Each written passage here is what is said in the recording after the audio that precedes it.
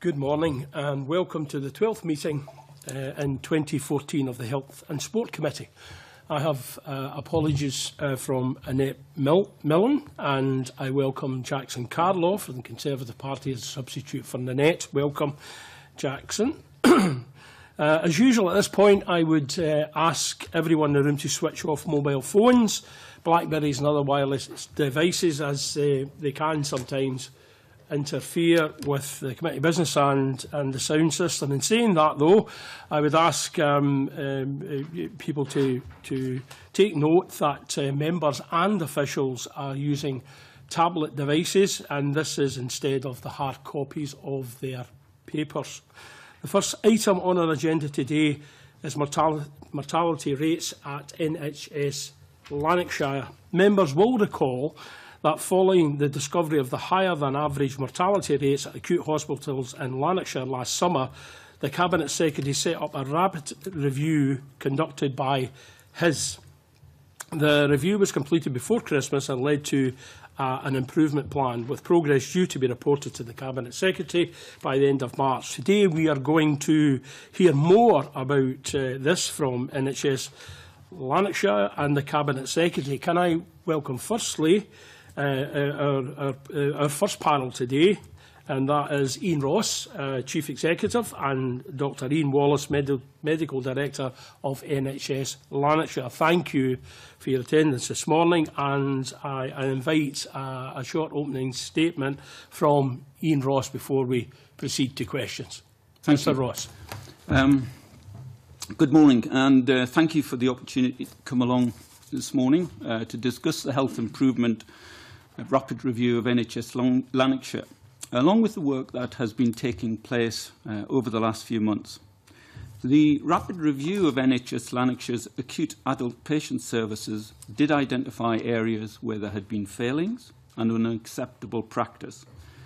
There is no doubt that we regret that we did not always meet the high standards of care we want for our patients. We're also aware that the UK and international evidence shows that up to 25% of patients experience a safety incident while in hospital. We do not believe that this is acceptable for our patients. We've provided the committee with a copy of our end of March report, which has been submitted to the Scottish Government. The report identifies the actions and progress that we've made since the publication of the review in December of last year. We've worked closely with Scottish Government officials and the Governance and Improvement Support Team as we have made progress against the recommendations of the review. I believe that the report demonstrates we're not only making significant progress against the 21 recommendations, but clearly sets out the commencement of a journey which will lead to a transformational improvement in the provision of safe, person-centred and effective care for our patients in Lanarkshire. We want our patients to be confident that this is what they receive every time they access our services. While the review concentrated on only part of the service provided by our 3 acute district general hospitals, the improvement work we have been undertaking will be implemented across all services provided by NHS Lanarkshire, including primary care and mental health. The improvement work has not been limited to the 21 recommendations, but has also addressed a range of issues which were identified in the report. Over the last few months, significant progress has taken place, but our work is not yet complete. As I've said, we're on a journey of quality improvement, and we have much more work to do, such as finalising and embedding simple and effective governance arrangements. What we have achieved is a solid baseline for our quality strategy, which we will implement over the next 3 years. Significant changes have and are continuing to be made. For example, we are investing over £5 million in nurse staffing. A £2 million investment had been agreed prior to the review and a further 3.1 since the review. The nurses from this investment should all be in post within the next few months. We've put a focus on patient safety. In addition to recently appointing a new experienced patient safety lead, we're investing further in 5 patient safety staff to embed the Scottish Patient Safety Programme across the organisation. A review of consultant medical staffing is currently underway, and we expect to further invest in consultant medical staff. Extensive development of staff and patient engagement has taken place. Staff engagement has involved board, executive and site management staff. And for patients and members of the public, we have built on and expanded on existing methodologies for gathering their experience and feedback in order to ensure our services are patient-centred and to identify where improvements can be made. We've simplified management structures and improved our operational effectiveness. Although the new structures have only been in place since 1st of April, the changes have been welcome and supported by staff. We will be bedding in the leadership teams and ensure their continued leadership development. Overall, in such a short period, we do consider we've made significant progress that has been achieved through effective leadership at all levels in the board. The work we've undertaken will ensure we continue our journey with our aim to be the safest health and care system in Scotland, and a system where patients will have a positive and enhanced experience when they receive care in Lanarkshire. Dr. Wallace and I will be happy to answer any questions you have regarding the review and outline our progress to date. Thank you. What's the first question from Dr. Richard Simpson? I want to take us back to see where we came from and where we've got to. I appreciate that the new 55-page report with, I don't know, there's 21 recommendations, but there seem to be a very, very large number of action points, is welcome if they can be implemented. But the first report of a raised HSMR, which, again, the committee fully appreciates, is only a smoke alarm. It's simply an indication that one needs to look at it. But that was for the period July to September 2011. Now, leaving aside the current report, there's been 3 action plans between then and now. And it concerns me, the fact that we went through a process which HIS got involved in by writing to you on the 9th of February 2012, saying Monklands is above the level. Have you any comments? And you came back in March with 7 action points. And HIS came back to you and you modified that again. And then the data actually got worse. And over the next 15 months, not only was Monklands above the average, but Wishaw and Hairmyres joined them.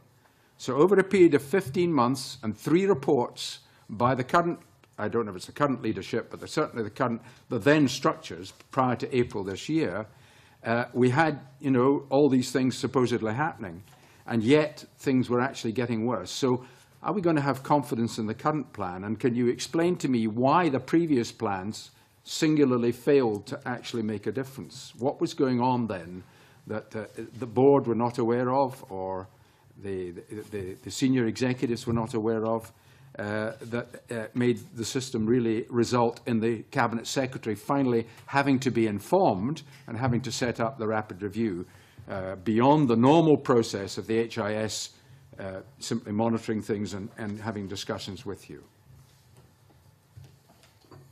I think we were working closely with his throughout that period, as you've pointed out, identifying actions. Those actions were being implemented. I think what was happening was that we were not making good enough pace. We've seen, up till the latest figures, we've seen Wishaw improve by 17%, we've seen Hairmyres improve by 11%, and we've seen Monklands improve by 8% compared to the national average, which is around about 12%.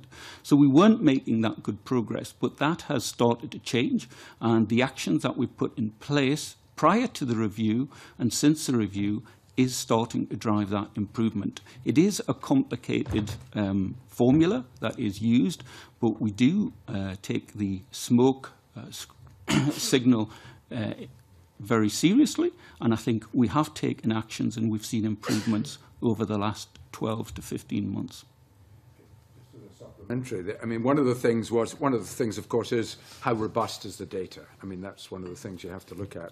And there was a backlog of 23,000 coding, which is supposed to be one of the factors that has affected the results from Lanarkshire. And yet, when the rapid review report occurred, there was still this big backlog, and that's a year, 15 months later. So You know, why was there action not taken to at least get your data right?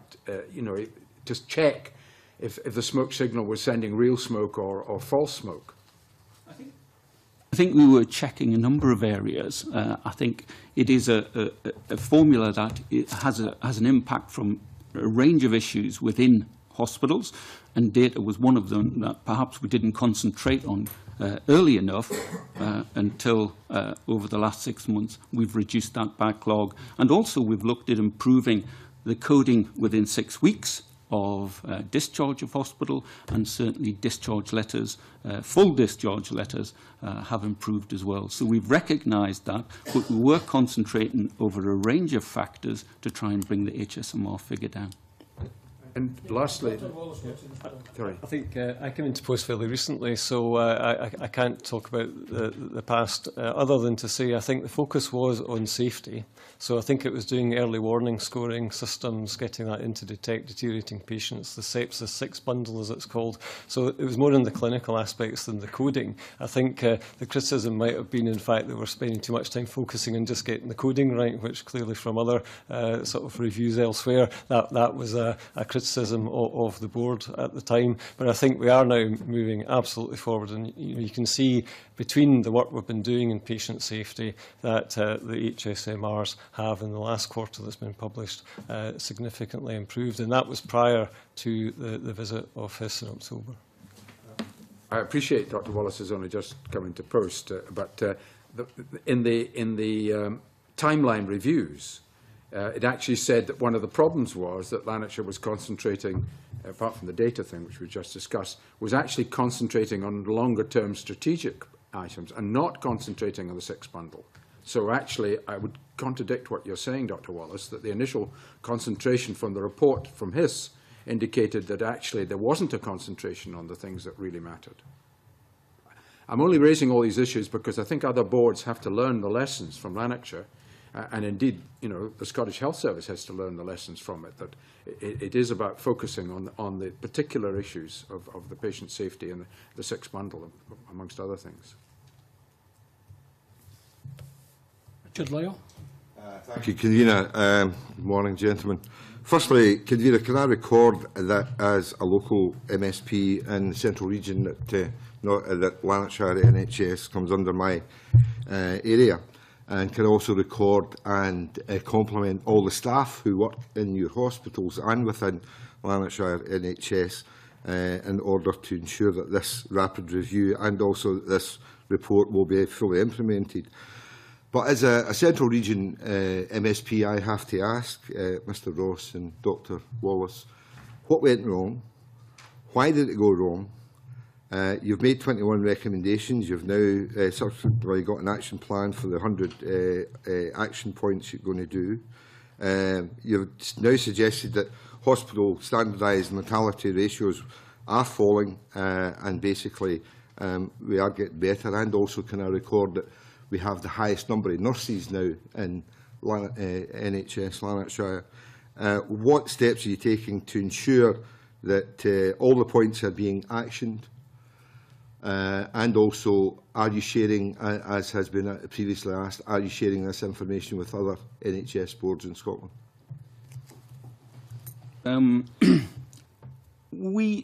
As I said to the earlier question, we were seeing improvement. What we didn't see was the speed of improvement that we wanted to achieve. And we recognised there was a lot of work to do. We've tried to concentrate on those areas, and that was over a long period, and it takes time for the reduction in those HSMR figures. And as Dr Wallace has said, in the last quarter we have seen an improvement, a significant improvement coming down on all 3 hospitals. So we have done that work. I think that was the main issue in terms of speed about improving that. Sorry, Mr Lyle, what was the second part of your question? Basically, what action are you now taking, and are you sharing yes. What you've discovered and what you've learned in the last number of months with other NHS boards? Yeah, we're taking obviously a great deal of action. We're reporting that action internally to NHS Lanarkshire, and we've been sharing that with Scottish Government. In attendance with chief executives, I've presented twice now to chief executives and Scottish Government officials. We meet monthly, and of the 3 that have taken place so far, I presented at 2 of those meetings and shared some of the learning. We've certainly had discussions at chief executives regarding some of the findings, some of the learnings in terms of putting right some of those findings, and those lessons, I'm sure, will be taken away by my colleagues to feed into their own health board arrangements. Similarly, I would say that for medical and nurse directors, we've had our discussions nationally. I think all colleagues see great value in looking at what's happened elsewhere. Similar issue happened in Ayrshire and Arran a few years ago around adverse events. Healthcare Improvement Scotland is sponsoring an event involving nurse and medical directors and chiefs of pharmacy in May to go through the report in detail, and Rosemary Linus and myself will have an opportunity to present the learning and the actions we've taken then.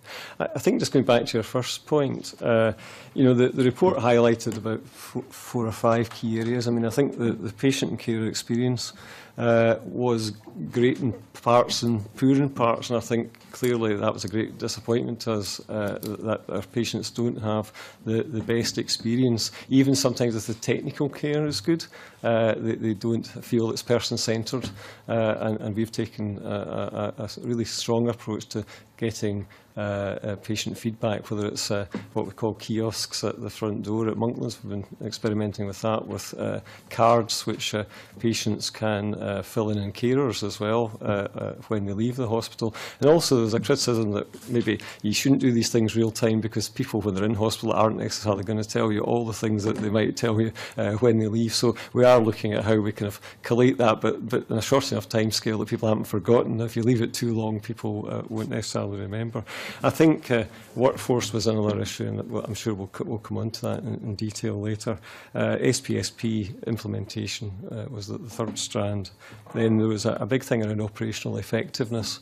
I think the board in the past had tried to bring 3 trusts together, all with their own sort of cultures, and so a horizontal structure, almost at 1 hospital and 3 sites, was the way that was managed. But latterly, I think with the unscheduled care, the 4-hour standard for A&E services being required to be managed on a site, the move was to move towards more site-based, but I think the HIS review really, I guess, was the catalyst for that change to occur.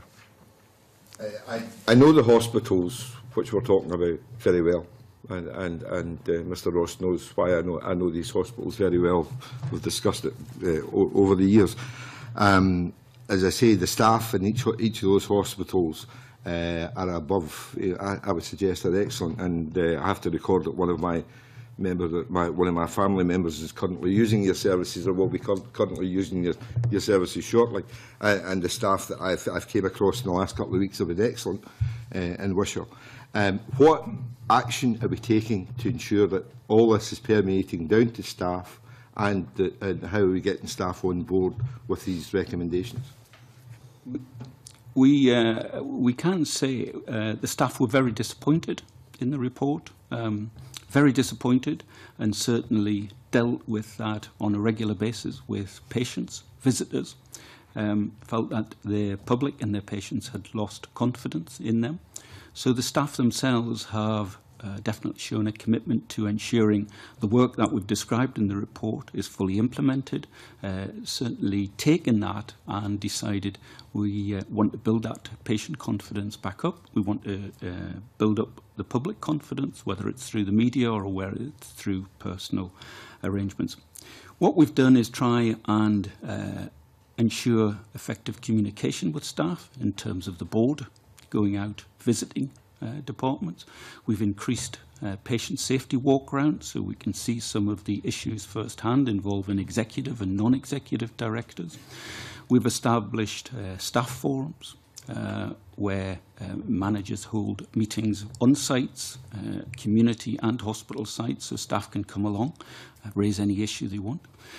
We've had HR forums, human resources forums, where again staff can come along and raise issues ask issues.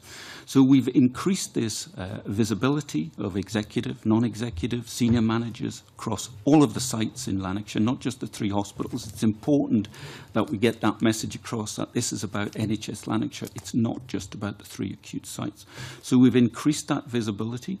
We've established a website where you can register your own problems if you have them, and they will be picked up on a confidential matter. It's called You Matters. I think we have been the first board to establish that. So we have other policies as well in terms of if staff want to raise confidential issues that have been in place some time. But it is a matter of going out and building up that relationship between all staff, building up that relationship so that goes back to the patient has a better experience, and then we will gradually build up that better public confidence and staff confidence in the services that we provide. Yeah, lastly, can I ask this question? From a recent meeting you had with Central Region MSPs, you gave a commitment that you will try to more work closely with MSPs in regards to any complaints that are brought to them in regards to NHS Lanarkshire. Is that the case? Absolutely. We, I think, as you know, Richard, we meet with all MSPs and MPs, all invited to the meeting twice a year. I speak with MPs and MSPs in between that, but we do have a meeting twice a year with issues that we wish to inform and have a debate with MSPs and MPs, and obviously give the MSPs and MPs the opportunity to add to that agenda on any issues or concerns. But it's not just with me, it's with my senior team, but also senior managers across NHS Lanarkshire have regular dealings with MPs and MSPs on issues that their constituents may wish to raise. So we'd want to do that. I think we're due to meet the MPs and MSPs again at the beginning of May. We'd want to hear from them if there's something else we can improve upon. We touched on that at the last meeting, whether we should change the format. And I think there was one MSP who suggested we didn't have those meetings, but the majority of everyone else wanted those to continue and benefited from those meetings, so we will continue those. Yes. I think just to add, Chair, that I think the new hospital structure with the sort of hospital director, so the line of accountability is with that individual, supported by the chiefs of nursing and medicine, really for MSPs as well, and how they work with the local constituents. There's one person you can go to. I think for staff, there's clear accountability now going through the structure, and not too many layers within that structure within a hospital, so any concerns can be escalated, and the people know where the office is, whereas in our horizontal structure, the director wasn't necessarily on that site of the hospital some of the time. Thank you. You've indicated that since, 2011, we've had an involvement here with his, discussions going on between yourselves and many others right across the board. And this process, this rapid review, will conclude some 3 years from now in 2017. Is that correct?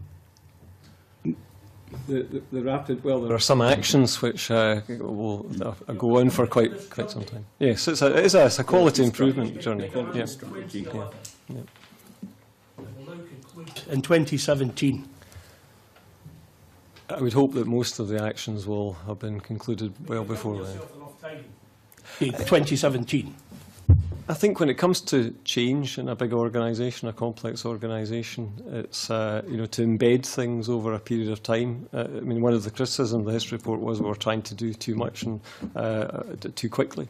So I think embedding this is really important. So I think there have already been some significant changes made. And prior to the review as well, I mean, as Iain has said, the work was in progress.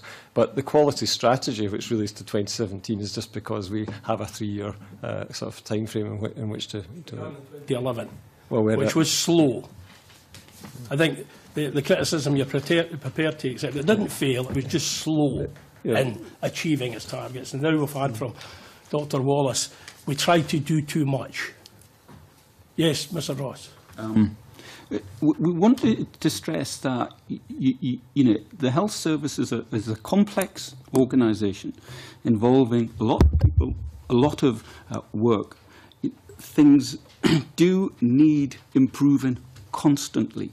Even in 2017, we will not get there. We need to continuously look at our services. How can we improve? How can we get better? Whether it's new techniques, whether it's new technology, more information comes out. So this is the industry we work in continuous improving.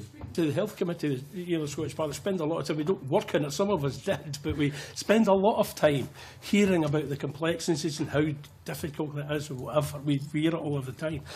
But on the publication of the mortality rates and the Cabinet Secretary's announcement of a rapid review, you were able to come up with over 100 points of action and 21 recommendations that you're all willingly accepting now. And indeed, you told us at the beginning of this session that you've added some of those of your own. So why couldn't we have applied that sort of ambition and drive previously?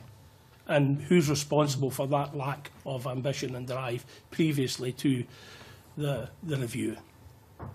Who's accepted responsibility for that failure? What we would like to stress, though, is that work was going on. It's not as though it just started at the rapid review. Work has been going on constantly to try and improve it. What the rapid review indicated was that we were not making progress quick enough. Already I've said, that the national improvement was 12%, and we have 8% at Monklands, we have 11% at Hemyres, and 17% improvement at Wishaw. So it just wasn't happening quick enough, and we've now concentrated on getting those actions improved quicker. As Dr. Wallace said, we've got to watch that we don't just do surface actions, and it doesn't embed into the culture and the work patterns of staff. So it does take time. We do regret, all of us regret within NHS Lanarkshire that we didn't make progress quick enough, and that we lost the confidence perhaps of some of our patients and some of our public. We regret that as a board, absolutely. Establish who has accepted responsibility for these failings that have went on one way or the other. Now, we've got a lot of the senior people there still, and there has been a focus on corporate governance. How can we be assured that those people who are in senior positions have changed their mindset and will address all of these issues that have been addressed in review? Because the record up to now is not great.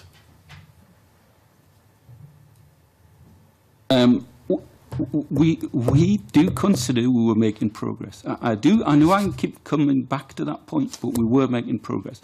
But we necessary then the Cabinet Secretaries. No, we've accepted that when someone has come with the rapid review, looked at some of our services, then improvements did need to be made.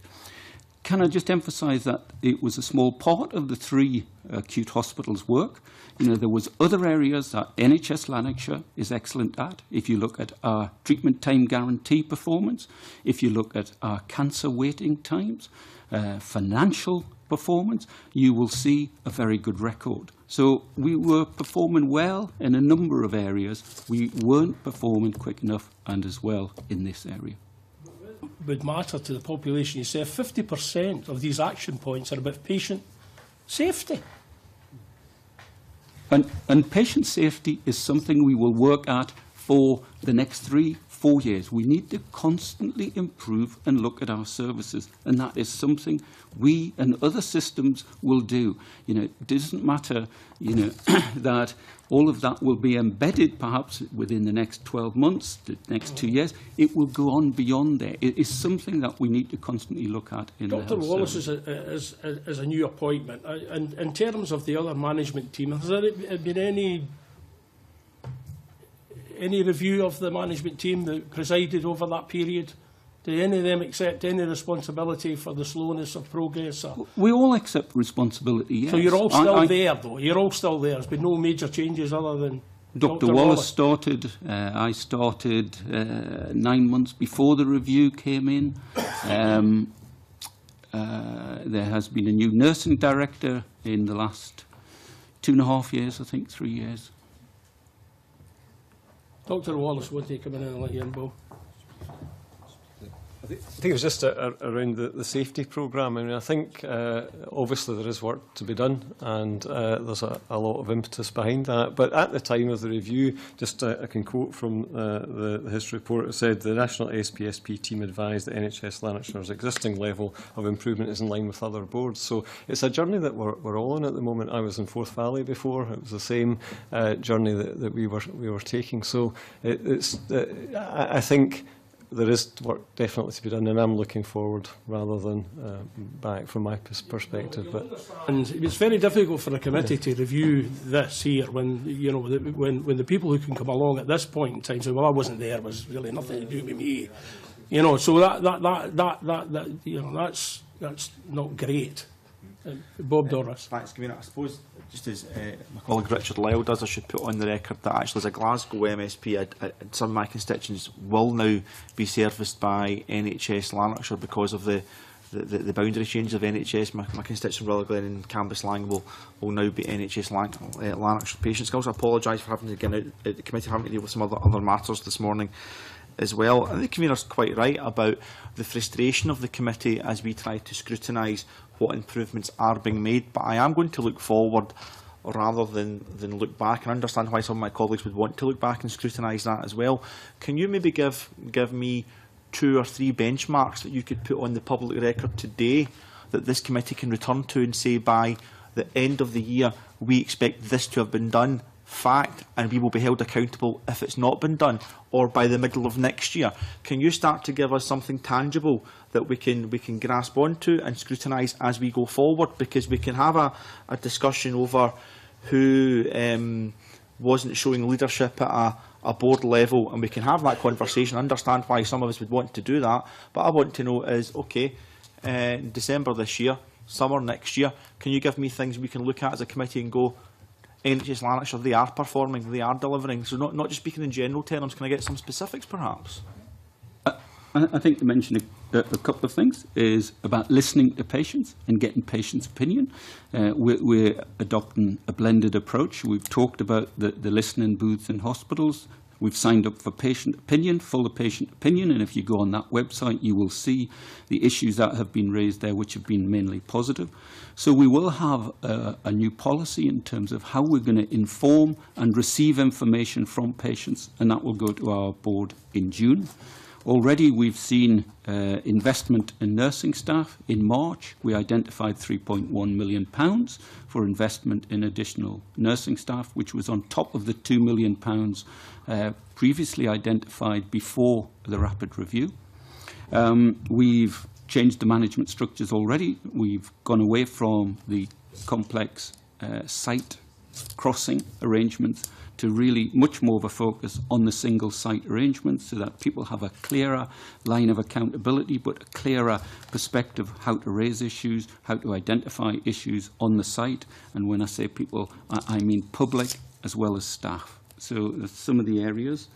Just in the March update to Scottish Government, which I think was circulated, we have quite a range of measures in that, so quite a number around patient safety. So just to pick a few, 95% reliability in the modified early warning score in accident emergency and emergency receiving units by December 2014.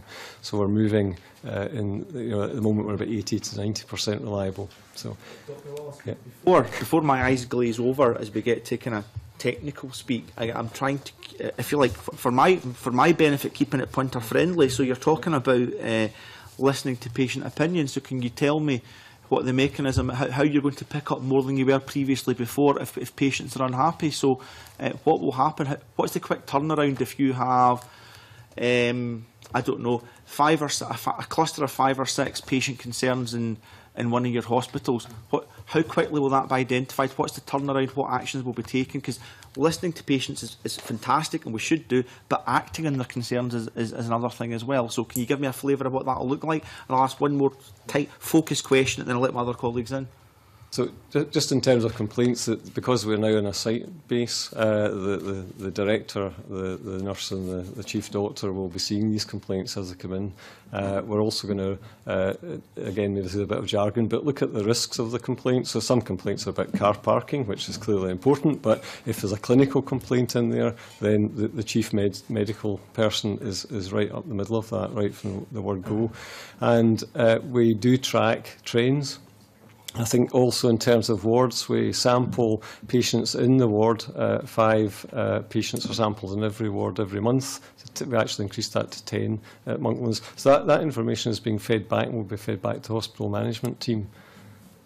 Dr. Wallace, just sorry for us. I mean, I expect hospitals to be striving to be perfect, but I don't expect any of them to be perfect. So what would be quite helpful going forward would be where you identify a cluster of complaints and actually show what action's been taken and inform this committee. I think that would be a worthwhile thing to actually do. And we can arrange for that. You know, I think as far as Iain and I are concerned, along with Rosemary Linus, we take a random sample of complaints from each hospital now, sit down with the team and look through, was the response what you would call person-centred? So is it actually answering the questions, the anxieties that have been expressed? If what have we done? Is there learning across the board? So it's not just in that department, that ward. So we do that monthly now.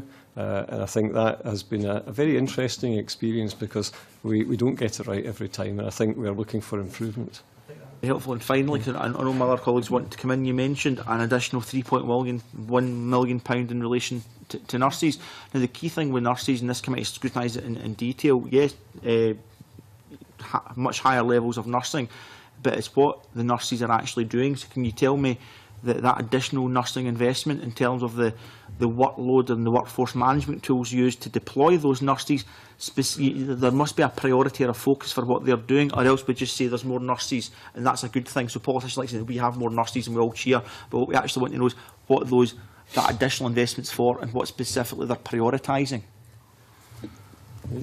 Well, one of the areas perhaps I can just cover is one of the areas that we invested in before the review was some 800 odd thousand, and that was specifically to give the ward sister, the senior charge nurse on the ward, free time to care for patients. So they would look at how the nursing staff were providing care. So they were not part of the clinical-based team in order to provide care. So we took them out for 3 days a week, based on the ward still, but they could look at how improvements could be made, how the staff were caring for their patients, what we called supervisory time. So instead of them being part of the clinical team, we invested in more nursing staff at the bedside and gave them time to supervise the arrangements within their ward. So that was one specific area. Sorry. Yeah, so altogether, I think with that investment, about 150 additional whole-time equivalent nurses. They've used a tool, which is a Keith Hurst tool, which is a validated tool for nursing, but also used senior professional judgment. So between the two, they've decided the areas where to put those nursing staff, and they are frontline nursing staff, not nurse managers or people who do administration. This is about clinicians in the front line. That's helpful, Convener. Thank you very much. Rhoda? Can I just go back slightly to the pace of progress made? And can I just ask why the progress wasn't fast enough? As I say, this is part of our work within NHS Lanarkshire. We're doing lots of other work in terms of the services we provide, whether it's the treatment time guarantees that patients comply with the legislation in terms of receiving their treatment in time. We were looking at cancer services, development of cancer services, and the provision of cancer services in terms of those waiting times. We obviously invest in community health services, in mental health services, the changes that we made in mental health services within Lanarkshire. So there is a varied and a very wide agenda rather than just this part of the work. It's just that we need to concentrate on and improve the pace of change. But it's a very, very wide agenda that we do tackle in the health service, and this is part of it. So are you saying that would be the speed of progress anyway, or are you saying that there was mistakes made about the speed of progress? Should it have been given more priority, or whether this wasn't an important issue? I mean, safety is the most important issue that we address. I think unpicking the past, I think scheduled care performance has been excellent in the board, but the unscheduled care has been a challenge. Workforce issues impact on that. I think the additional nursing staff, which was the investment had begun before the history review took place, but there's now been an enhanced investment, is certainly a way to make this happen quicker. And I think with medical staffing, the challenges there are actually the money is there, but the doctors are sometimes difficult to recruit. That is a UK-wide phenomenon. So if we can get extra staff in, I think the pace of change will be even quicker than it currently is, but I think we are making good progress. So then you're saying you recognise the speed of change wasn't fast enough, but it was down to recruiting staff to fill the gaps? Element of that is the staff you have on the ground, but by no means was that all of it. I mean, I think we also have a new head of patient safety, so there is a new focus. Jane Merkin, who may have given evidence in the past to the Health and Sport Committee, who led the patient safety programme 5 or 6 years ago at its inception. So getting fresh eyes on the challenges that we face also is helpful. I think what I'm struggling certainly to get my head around was we've started what in July 2011 concerns were raised. Those are really serious concerns about patient mortality rates and the like. Does it take 3 years to recruit? What was the stumbling block? Why was it so slow, given the seriousness of the concerns? I think what I could just say is we talk about the mortality ratio, HSMR, and we won't go into a great detail unless you wish me to on that ratio. But the actual, just to reassure you, the mortality rate, the actual what we call an adjusted mortality rate across the whole of NHS Lanarkshire is just slightly above the Scottish average. So quite a number of boards are higher than NHS Lanarkshire, so it's important to put that into some perspective. I think in terms of going back to 2011, I think Iain's probably better placed than me. But you know, there's a constant dynamic goes on in healthcare around where we deploy our staff. I think it's quite clear that we need to put more nursing staff into the front door, because we're now having over 85-year-old increased admissions of very complex patient care. So even in the last 3 or 4 years, things have changed quite dramatically and can be seen with the pressure on our emergency departments. Those are issues surely that every NHS board are facing? Yes. So why was it different in NHS Lanarkshire? Well, I think the report on a number of occasions talks about providing services across 3 sites. And I think in terms of orthopaedics, is mentioned particularly. So, you know, I think one of the things we are looking to do here is develop a clinical model which aligns with the workforce availability as well as the needs of patients. It's operating over the sites that was the problem and created the delay. It is but one factor. It's a whole range of factors. This down, and every time I mention one thing, it moves off somewhere else. Well, I think it is a factor. I mean, it's not as easy, I think, as to say there is one thing, but all in combination, whether it's availability of workforce, how the board is configured in its services, the leadership at hospital level, all of these things together are important. Maybe if I turn it round the other way then, what could have changed to make the response faster? What could have been in place to make the response faster? We need to learn lessons from this. So if this happens again, we don't want this length of time to ensue before we see change. I think the benefit of what I would call peer review, of getting others to come in, and I mean that team, there were 18 of them, they spent 3 whole days looking in every nook and cranny in the hospitals. Looking from an outsider's perspective is really helpful. You know, if I had my way, probably some sort of peer review for an improvement focus rather than a scrutiny focus back in 2012 might have been a good thing to do. were involved with the board and were exploring a whole range of things at the time. But that's one thing that perhaps for the future might be helpful. And it maybe goes back to what Quality Improvement Scotland and the Clinical Standards Board for Scotland did way back 4 or 5 years ago, was more peer-led review of services. And it is what we're looking at going forward, I think, based on this. This is the first extensive review that's been undertaken in Scotland, so there is a lot of learning, as you say. Just one. When did that happen? When the peer review? Well, that's I'm saying the peer review was the review here, so that was October 2013. But it might have been, we could have had a peer review prior to that, but more with an improvement focus than a scrutiny focus. That would be my point. Anyone else? Thanks very much, Convener.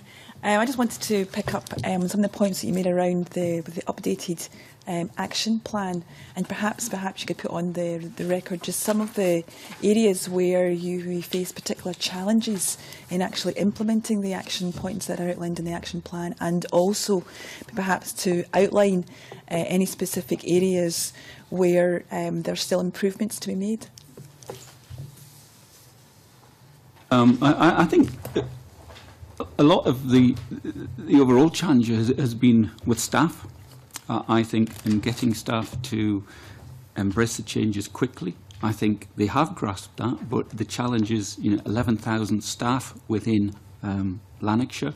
So we need to change the way we work sometimes. We need to increase the pace. We need to embed some of the work that will improve patient safety.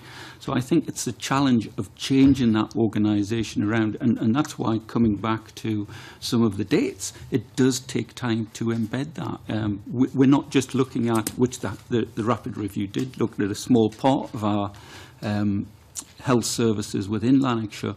We wanted to improve patient safety. We want to improve quality of our services across every service in NHS Lanarkshire. So I think that the challenge is making that change, getting people and patients to accept what we're trying to do, getting staff to embrace that change, accepting responsibility for making that change, for training other staff. So I think that's the biggest challenge. Sorry, there was also the other question I asked around about what other work you still think needs to be done to get the improvements in place. I think, going back, it's constantly trying to look at the improvements, which we've talked about, some of the early warning scores. We're starting to see, because of the implementation of that, we're starting to see our cardiac arrest rates going down. So we need to do that. We need to embed the new management structures.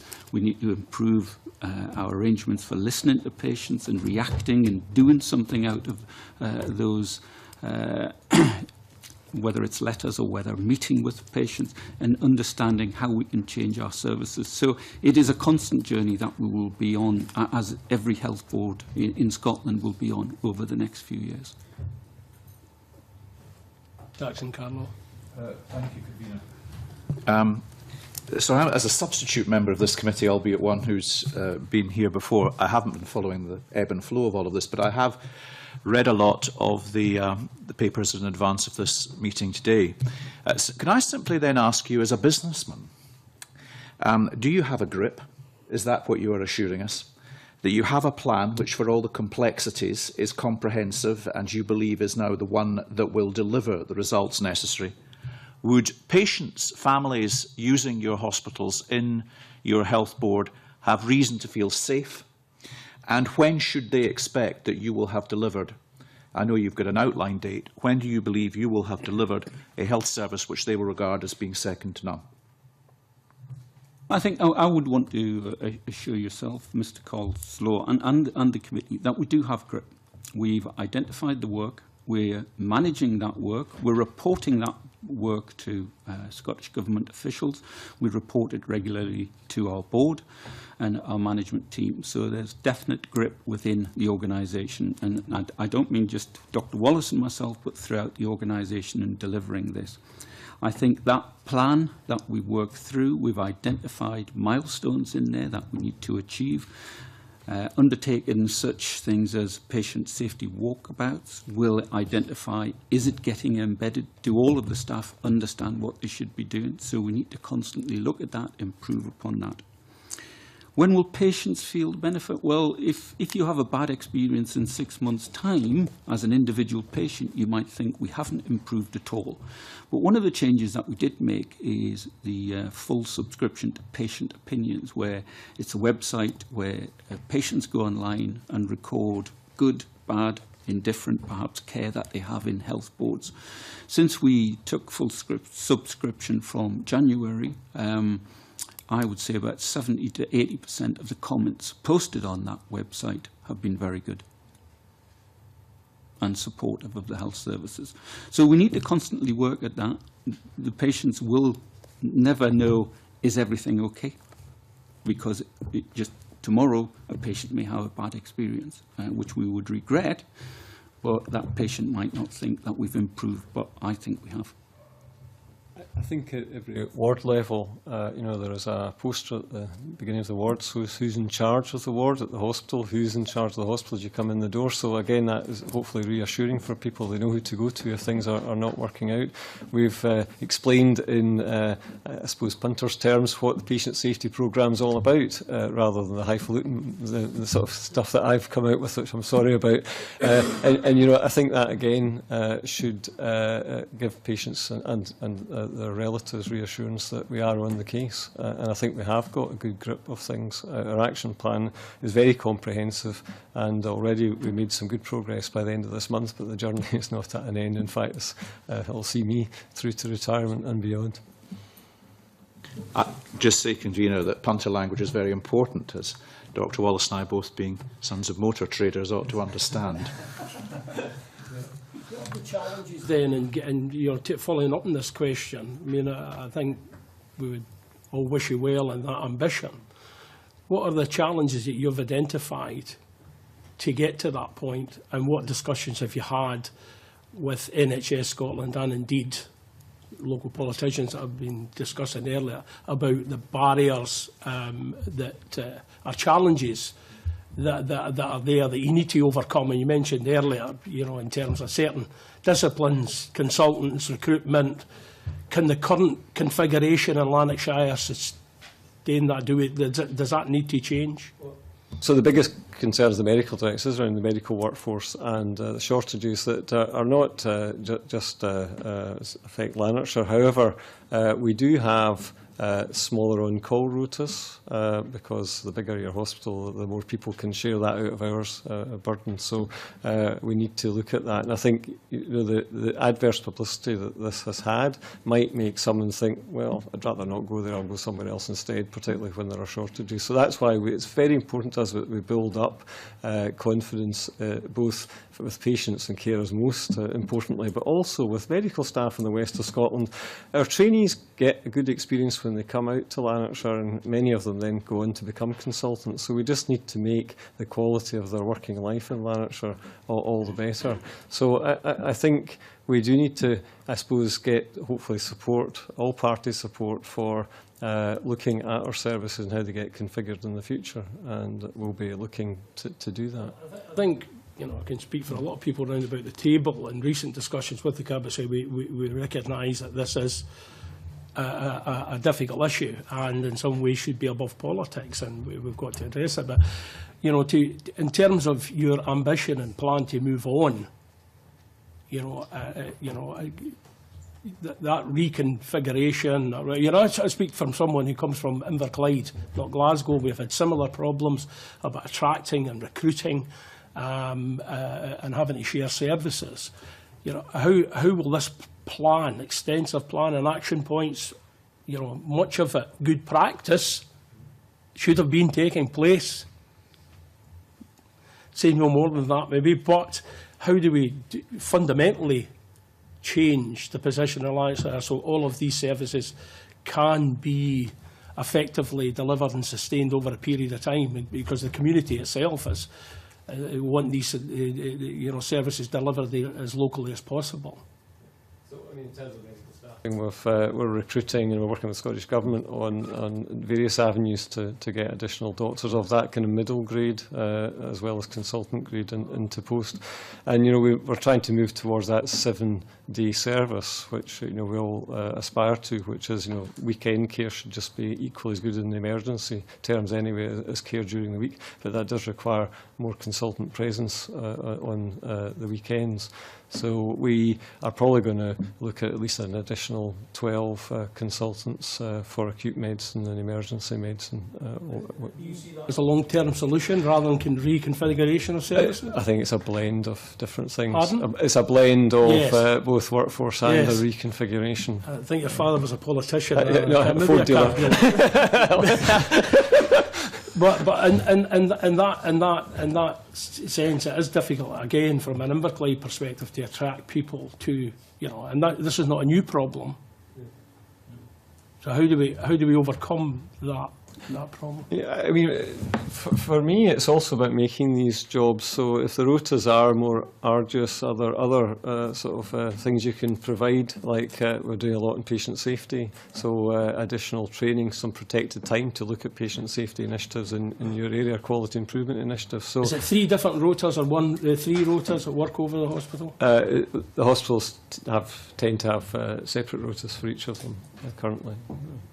So will that mean even within Lanarkshire there'll be a more arduous on-call at one hospital rather than another?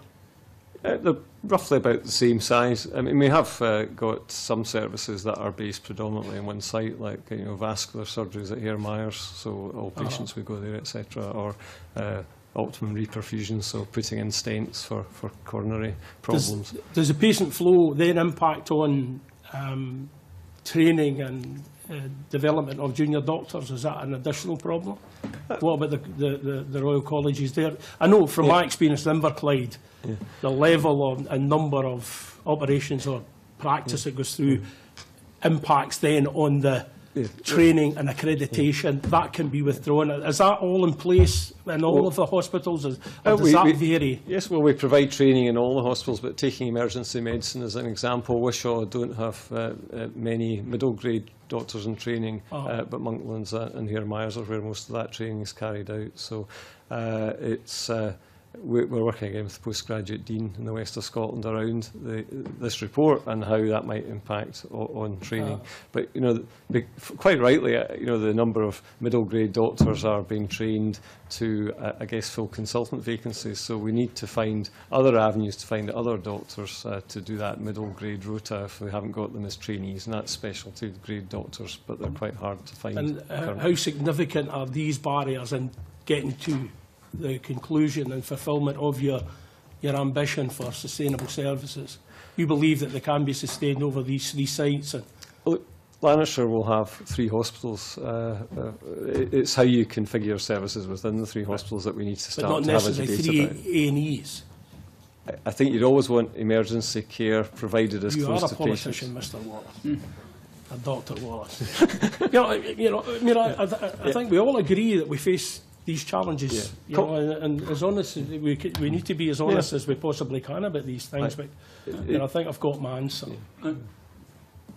Mr. Ross, yes, I was just going do you want to come back? We are working with our consultant staff already, discussing how we configure services, how we continue to provide services across the 3 sites, how will it help recruitment, sustainability of services. So we're working very closely with them, and they recognise some of the difficulties that we have in matching, patients' requirements, patients' needs to the available workforce. And it is something that we will require to work through with them over the next few months on how we configure services. These are significant challenges about delivering your absolutely ambition. It is significant challenges internally, but also externally in terms of the political world and the public world, who perhaps think that just because a doctor is there or a nurse there, that's about quality of services. We know it's not always so. We want to try and improve the quality, but it is sometimes difficult to get that message across fully to the public. Again, so sorry to be parochial, but it's just my own experience. But in Inverclyde, we've had the colleges with withdraw accreditation. If you get any pressure there in terms of... Not fortunately currently. Not yet? No. Not currently? No. Yes.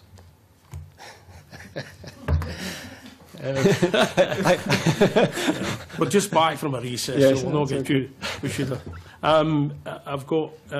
if no other member wishes to ask a question, I've got... If no other member wishes to ask a question, but Richard Lyle and Richard Simpson who want to come back in again. OK, Richard. Well, as a local MSP for Lanarkshire, I have to say that the people of Lanarkshire want the 3 hospitals, the 3 AEDs to stay in the sites they're in. But can I turn to, I'll not go down that road, can I turn to page 18 of your report, and you covered it slightly. NHS is in hospital is 24/7, 52 weeks a year, 53 in a leap year. Basically, a situation of consultants, what you're doing for consultants to be working at the weekend to ensure, and you know, as you already had said, the weekends are just like an ordinary working day for people nowadays, unfortunately, in some ways. But the situation is that you know, many things happen at the weekend. Can I ask what you're doing to ensure that we do have cover? And I see you're on the report what you are doing, but can also turn to my Mr. Ross will laugh when I say this, my interest of out of hours, as I previously worked with out of hours service. What's happening with out of hours? Are you having problems in staffing with doctors to out of hours in the various sites that you have in Lanarkshire? So just in terms of the hospitals then, I think our aspiration is to have consultant physicians till 10 or 11 p.m, 7 days a week in the hospital.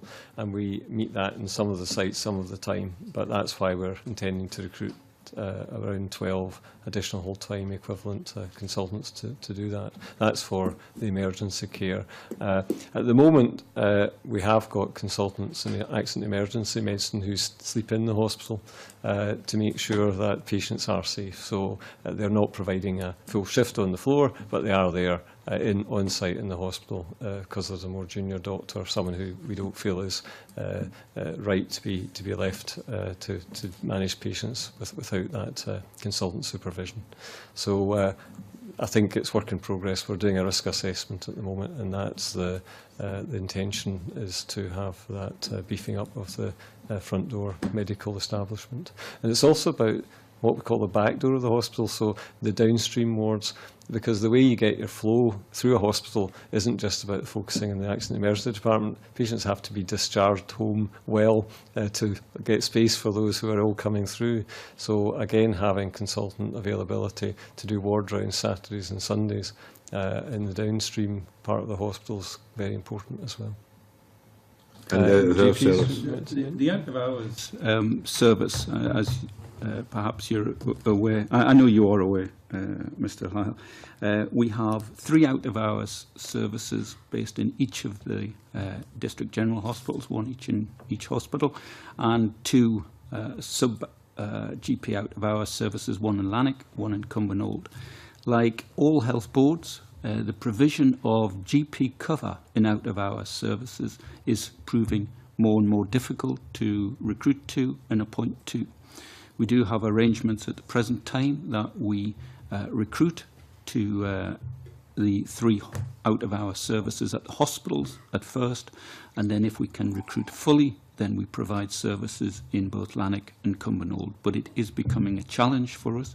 We're currently looking at a review of that. We're undertaking a review to see whether we can change the skill mix, whether there's some issues in terms of perhaps nursing duties that can be undertaken by nurses rather than doctors undertaking nursing duties. So we are trying to review the service because I think, along with other boards, we will find challenges in the appointment of GPs to out-of-hours services as we move more and more away from the original GP contract.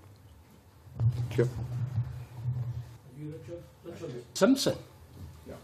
And I think the out-of-hours thing's a whole different issue that we will probably have to come to at some point. Just to pick up on 2 aspects. One, really Richard Lyle was talking about there, but Bob Doris was also saying, what could we get by December this year or summer next year? So can I suggest some things that really would, you know, if we were going in and doing a peer review we should be able to see. For example, the modified early warning score system being calculated on each time basic observations are made, which was one of the prime recommendations of the report. And then that escalation should be clear, prompt and effective, and that there should be also a significant reduction in the delivery of care on the sepsis 6 bundle, which I mentioned earlier on, which is the within 1 hour of identification of sepsis, which can be a significant cause of mortality. And then finally, Richard Lyle's point, and that is that we shouldn't ever read again that patient notes should have nothing in it for 5 days of any senior person actually making a comment. It's having junior doctors making significant decisions, often on deteriorating patients, given the fact that with hospital at home now being generally implemented, junior doctors no longer actually just look after the ward that they're engaged in, or indeed the division they're engaged in, but are actually covering many, many different wards and many, many different divisions. To do that and have only junior doctors doing that is, frankly, a recipe, part of the hospital at home thing that is a recipe for disaster, unless we actually have effective higher middle grade and consultant cover. So those are 3 things that, in answer to Bob Doris's question, I would be asking next year from this committee. Has that been reviewed, and is that going to come in? And just one final point, we've got a report back from the e-health conference in the Dynamic Earth across the road the other day that Lanarkshire was very proud of having an A&E dashboard that meant that the senior executives could phone the consultant if a breach was about to occur in 4 hours. Frankly, I don't regard that as being, if that's true, and it was being said to be with some pride, having senior executives phone on a 4-hour breach, to me, is a complete antithesis of patient safety and care. It is about tick box stuff. Can we absolutely say that does not happen in NHS Lanarkshire? There is a dashboard which is in all of the A&E departments. It is available to others, so you can see performance, but it's meant for the A&E department to look at how patients are waiting. It is not for executive directors to ring up and say, you must move this patient. Absolutely not. Yes. Absolutely not. I was looking at that scorecard or dashboard last night, but I didn't make any phone calls. The other things you mentioned, absolutely. I mean, we're just about to conclude our patient safety strategy, and those 3 areas are on it. So the measures will be made available to you to see that performance has improved from what was put into our March report. I think around patient notes, just to finally say, although my senior colleagues sometimes don't write in the notes, doesn't mean to say they weren't there, but we are moving towards the most senior person being either write the notes or at least be notified that they are present during the note taking. So we're doing audit of notes for that purpose. No other questions from committee members? There isn't any more questions, but I'm clear that it's been wide-ranging, and we may have missed some specifics that you would have wished to place on record. So if you want to do that before we close, areas that you feel that you want to put on record that haven't been raised, then feel free to do so. I think I would just say that wherever I go in NHS Lanarkshire, the staff are hugely well motivated and do a difficult job in challenging circumstances. So I think you might have expected after a review like this, there'd be a bit of defensiveness, people turning inwards. I've seen the exact opposite, and people said, there are things in that report, the 21 recommendations, let's go on and deal with them. And I think that's what I've found as a relative newcomer, very refreshing. I think I'd just like to say, echo Dr. Wallace's comments, but also ask just the committee to recognise that this is part of our work within NHS Lanarkshire, but there is a broad range of work going on. It's shone a light on some of the areas that we need to make improvements, but I also like the committee to look at all of the other work that we do within NHS Lanarkshire, which is very good. Thank you both for your attendance and your evidence provided this morning. Thank you very much. Thank you. We suspend momentarily for the next session.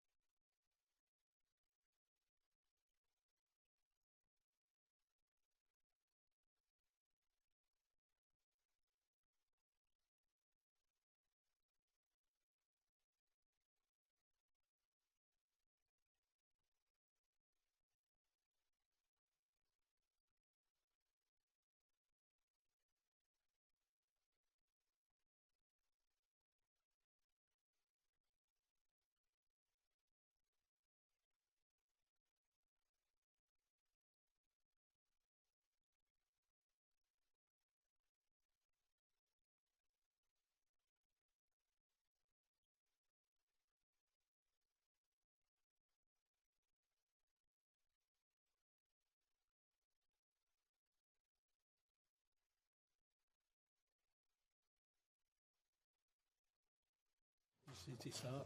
Yep. We now reconvene and continue with agenda item number 1, which was mortality rates in NHS Lanarkshire. We welcome now Alex Neil, Cabinet Secretary for Health and Wellbeing, Professor Jason Leitch, Clinical Director, Scottish Government, Paul Gray, Director General, Health and Social Care and Chief Executive, NHS Scotland, and Kathryn Fergusson, Head of Medicines Branch, Scottish Government. We'll welcome an opening statement from the Cabinet Secretary, is that right? Yeah. Yes, thank you. And then we'll move to questions. Thank you, Convener, and thanks very much indeed for the opportunity to update you on the Healthcare Improvement Scotland review of services at NHS Lanarkshire. I want to provide you, on top of what the two Iain said earlier, with some details on the work that's already been taking place and the improvements made within NHS Lanarkshire following work undertaken by the board since the HIS report. We last spoke on the 4th of February 2014, and I'm pleased to report that I'm satisfied that substantial progress has resulted since that time, and I'm reassured by the energy, commitment and focus shown by the board and all the staff at NHS Lanarkshire to ensure these changes are embraced and bedded in sustainably. Patient and public confidence in NHS Lanarkshire is critical, and I believe the action taken since the HIS report and the work still to come will allow us to rebuild that confidence in high-quality, safe services. I will outline my plans in a moment to ensure this remains the case. You've already heard, as I said, from Iain Ross, Chief Executive, and Iain Wallace, Director of Medical Services, and I'm grateful to them for updating you on the progress that's been made to date.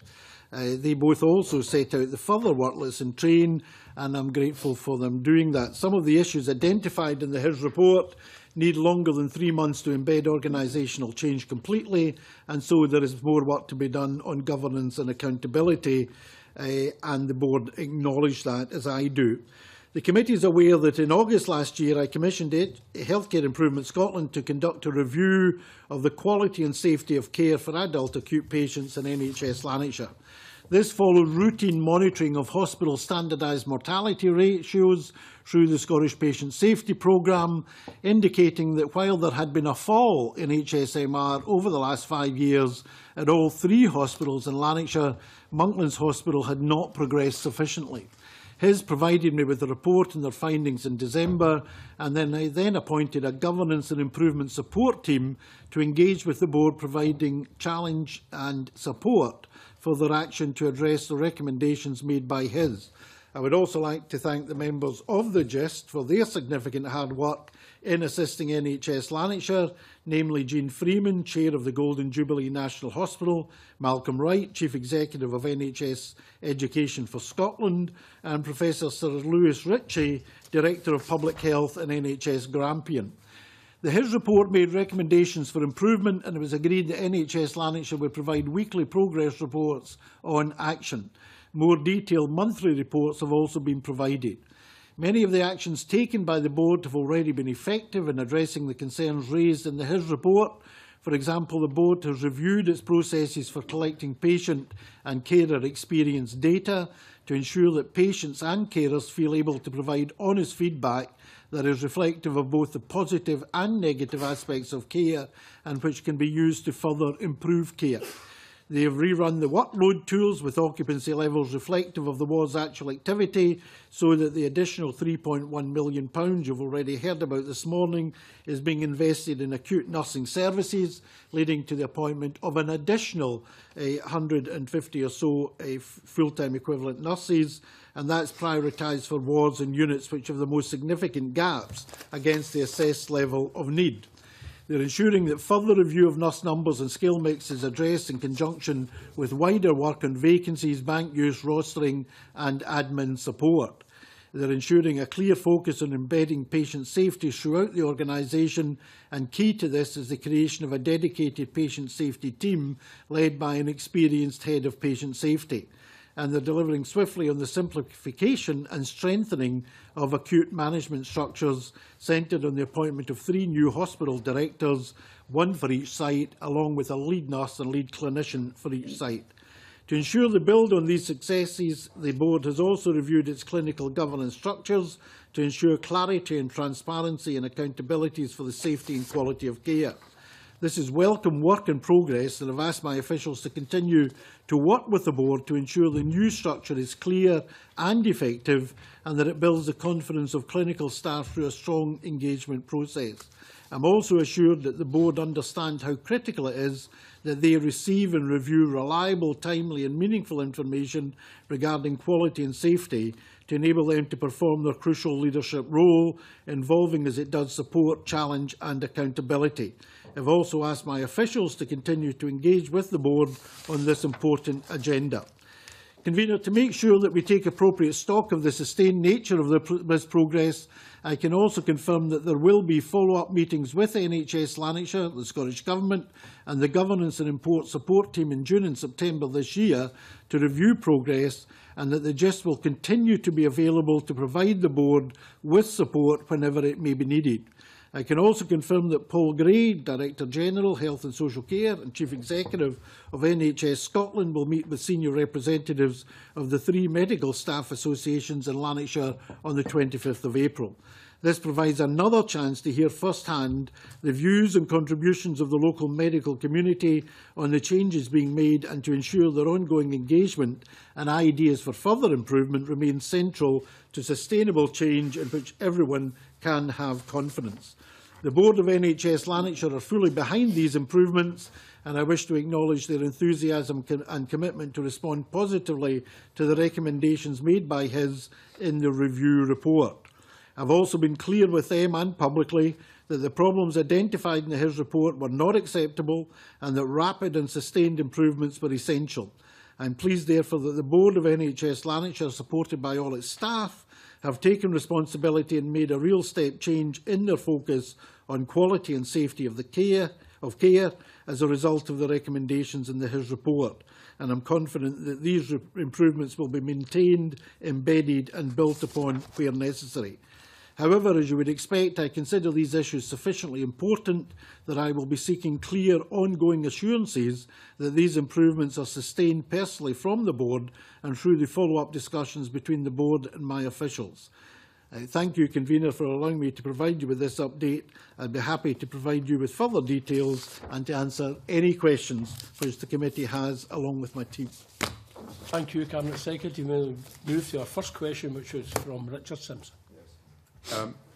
I'm concerned that we obviously learned lessons, not just for Lanarkshire. I think we've heard from Dr Wallace and Mr Ross this morning, who are relatively new in post, but along with the 3 new hospital directors, that they are taking forward an ambitious programme, and that's been confirmed by yourself, Cabinet Secretary, is very welcome. But this process really started with the initial Monklands Hospital SHMR data showing above the level in July-September 2011, and it wasn't until till the summer of 2013 that we got into the rapid review process.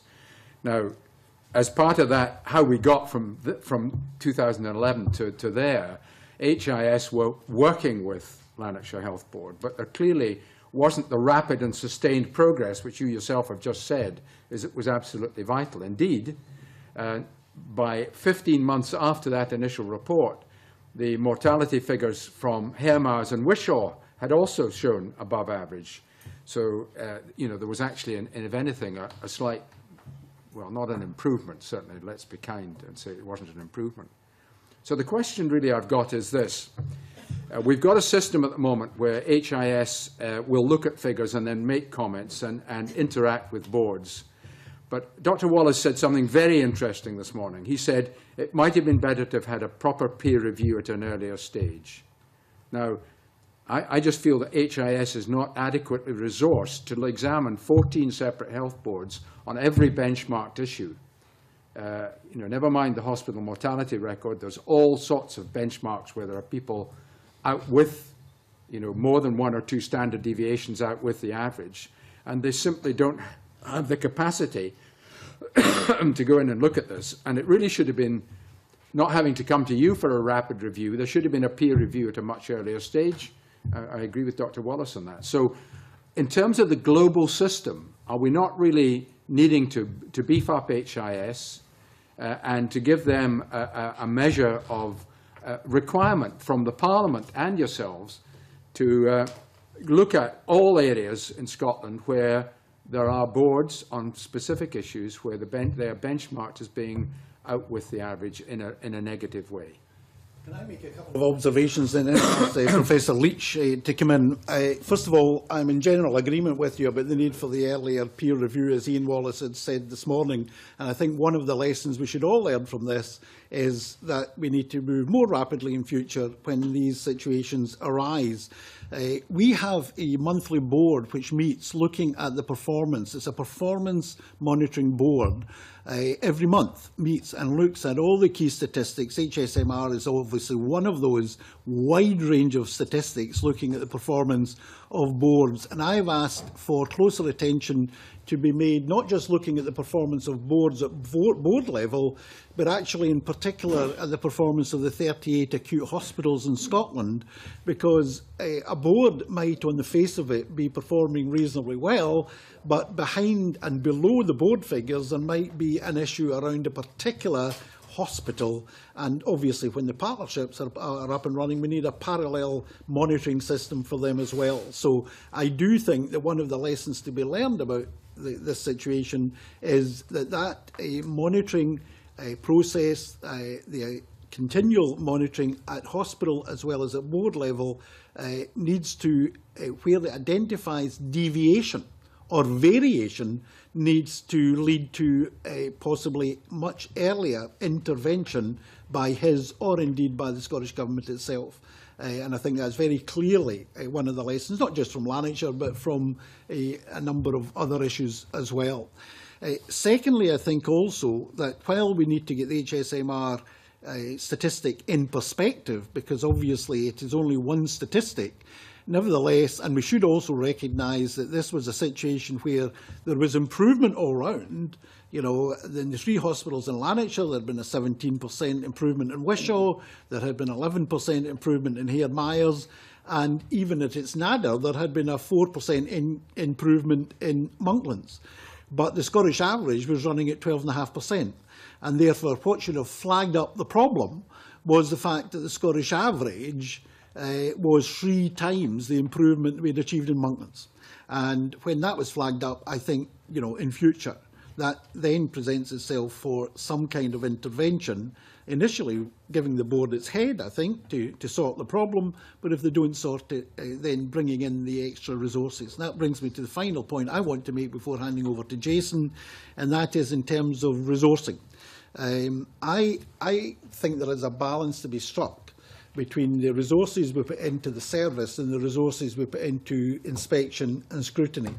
I actually think south of the border, my own observation is that they've gone too much into the inspection and scrutiny, and actually it hasn't always resulted in any better or earlier identification of problems, as we saw in Mid-Staffordshire, than it has in Scotland. But at the same time, I do recognise that his has to be staffed up to be able to do the job, and the new chief executive of his, Angelina Foster, will be looking at the resource requirement. And when we come to the later session on the SMC, which is part of his, I've got good news to report on the substantial additional resources we're putting into SMC, but I do accept we need to make sure the inspection and scrutiny side of his is fully resourced for the job that it needs to do. Jason. Let's be clear that if HSMR had stayed stable in Scotland since the beginning of the Scottish Patient Safety Programme, NHS Lanarkshire wouldn't be an outlier. If there had been no improvement across the whole nation of 12.5%, Lanarkshire wouldn't have popped out statistically. The reason Lanarkshire is in this room today is because their improvement wasn't as fast as the other hospitals. Let's be clear, they were improving. All 3 hospitals were improving, and Monklands was improving at the slowest rate. Actually, I think the accountability framework we have in place has worked. It of course, needs constant work and constant reappraisal about whether we're accessing this data quickly enough. The boards across the whole of the country analyse this data every 3 months when it comes out. We look at it at the Chief Executives meeting, where we meet with them. We look at it at the Chairs meeting regularly. We also look at it at our performance review meetings, not in isolation with all the other data we have about the delivery system. The boards then work together to try and improve that. And in the vast majority of cases, that works. We don't need rapid reviews. We don't need to send in scrutineers. I think that's a better system than constant scrutiny, just to deflect others. We then, when it doesn't improve fast enough, we then have a scrutiny organisation, Healthcare Improvement Scotland, to go and look, and that's exactly what they did with NHS Lanarkshire. They've done that with other boards, and it has accelerated the change, and they have backed away, and we haven't had to do anything further. In this one case, so far, NHS Lanarkshire, it wasn't accelerating as fast, and when we got new data, we then decided to do something else, so we escalated again, and that escalation is the rapid review, and 3 months of that, 3 months in, that review has 21 recommendations. You've heard evidence from the board themselves, and you've heard an opening statement from the Cabinet Secretary that we are comfortable with the progress they've been making. So I think actually the escalation process has worked. We're always going to have, in a system of averages, people who are not performing as well as everybody else. So I have some confidence in our process of scrutiny and assurance, with the vast majority of that improvement happening inside the boards without us having to do anything external. I don't want to throw a damp sponge over that. I think it's largely absolutely correct. It's shown up because the average, it was a deviation from an average which was improving, and that absolutely accept that.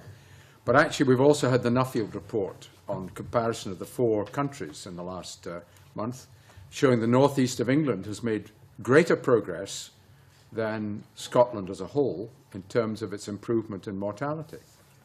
So when you benchmark the whole of Scotland's average, which is improving, we're doing well, and I think our patient safety programme is ambitious, nevertheless, we have actually gone backwards over the last 10 or 12 years against relative to the northeast of England. So, I think that, we need to get things in perspective. I think the other thing is the most worrying bit of this report for me, apart from the issues I raised at the first session, is the lack of awareness of staff in Lanarkshire of the patient safety programme, which was one of the things in that report. And if that is reflected in any other health boards, and we have no idea whether it is or not, that's worrying, because if at the front line people are not totally aware of all the pilot work that was done in Dundee with the huge improvements there, then we've got a significant problem. Can I make a couple of comments? And I'll bring Jason in again. First of all, as a general management tool, I think we've got to benchmark everything, not just HSMR, but we've got to benchmark all the key performance measurements against what's happening in the rest of the UK and indeed in Europe. And we need to become, I think, much more outcome-focused as well than process-focused. I think we've been too process-focused in the past, and as you know, part of the discussion on realising the 2020 vision is how do we move to that. One of the problems in benchmarking on outcomes is just the dearth of information that's reliable, because nearly every country in Europe measures a lot of these things, outcomes, very differently, and therefore it's very difficult to compare.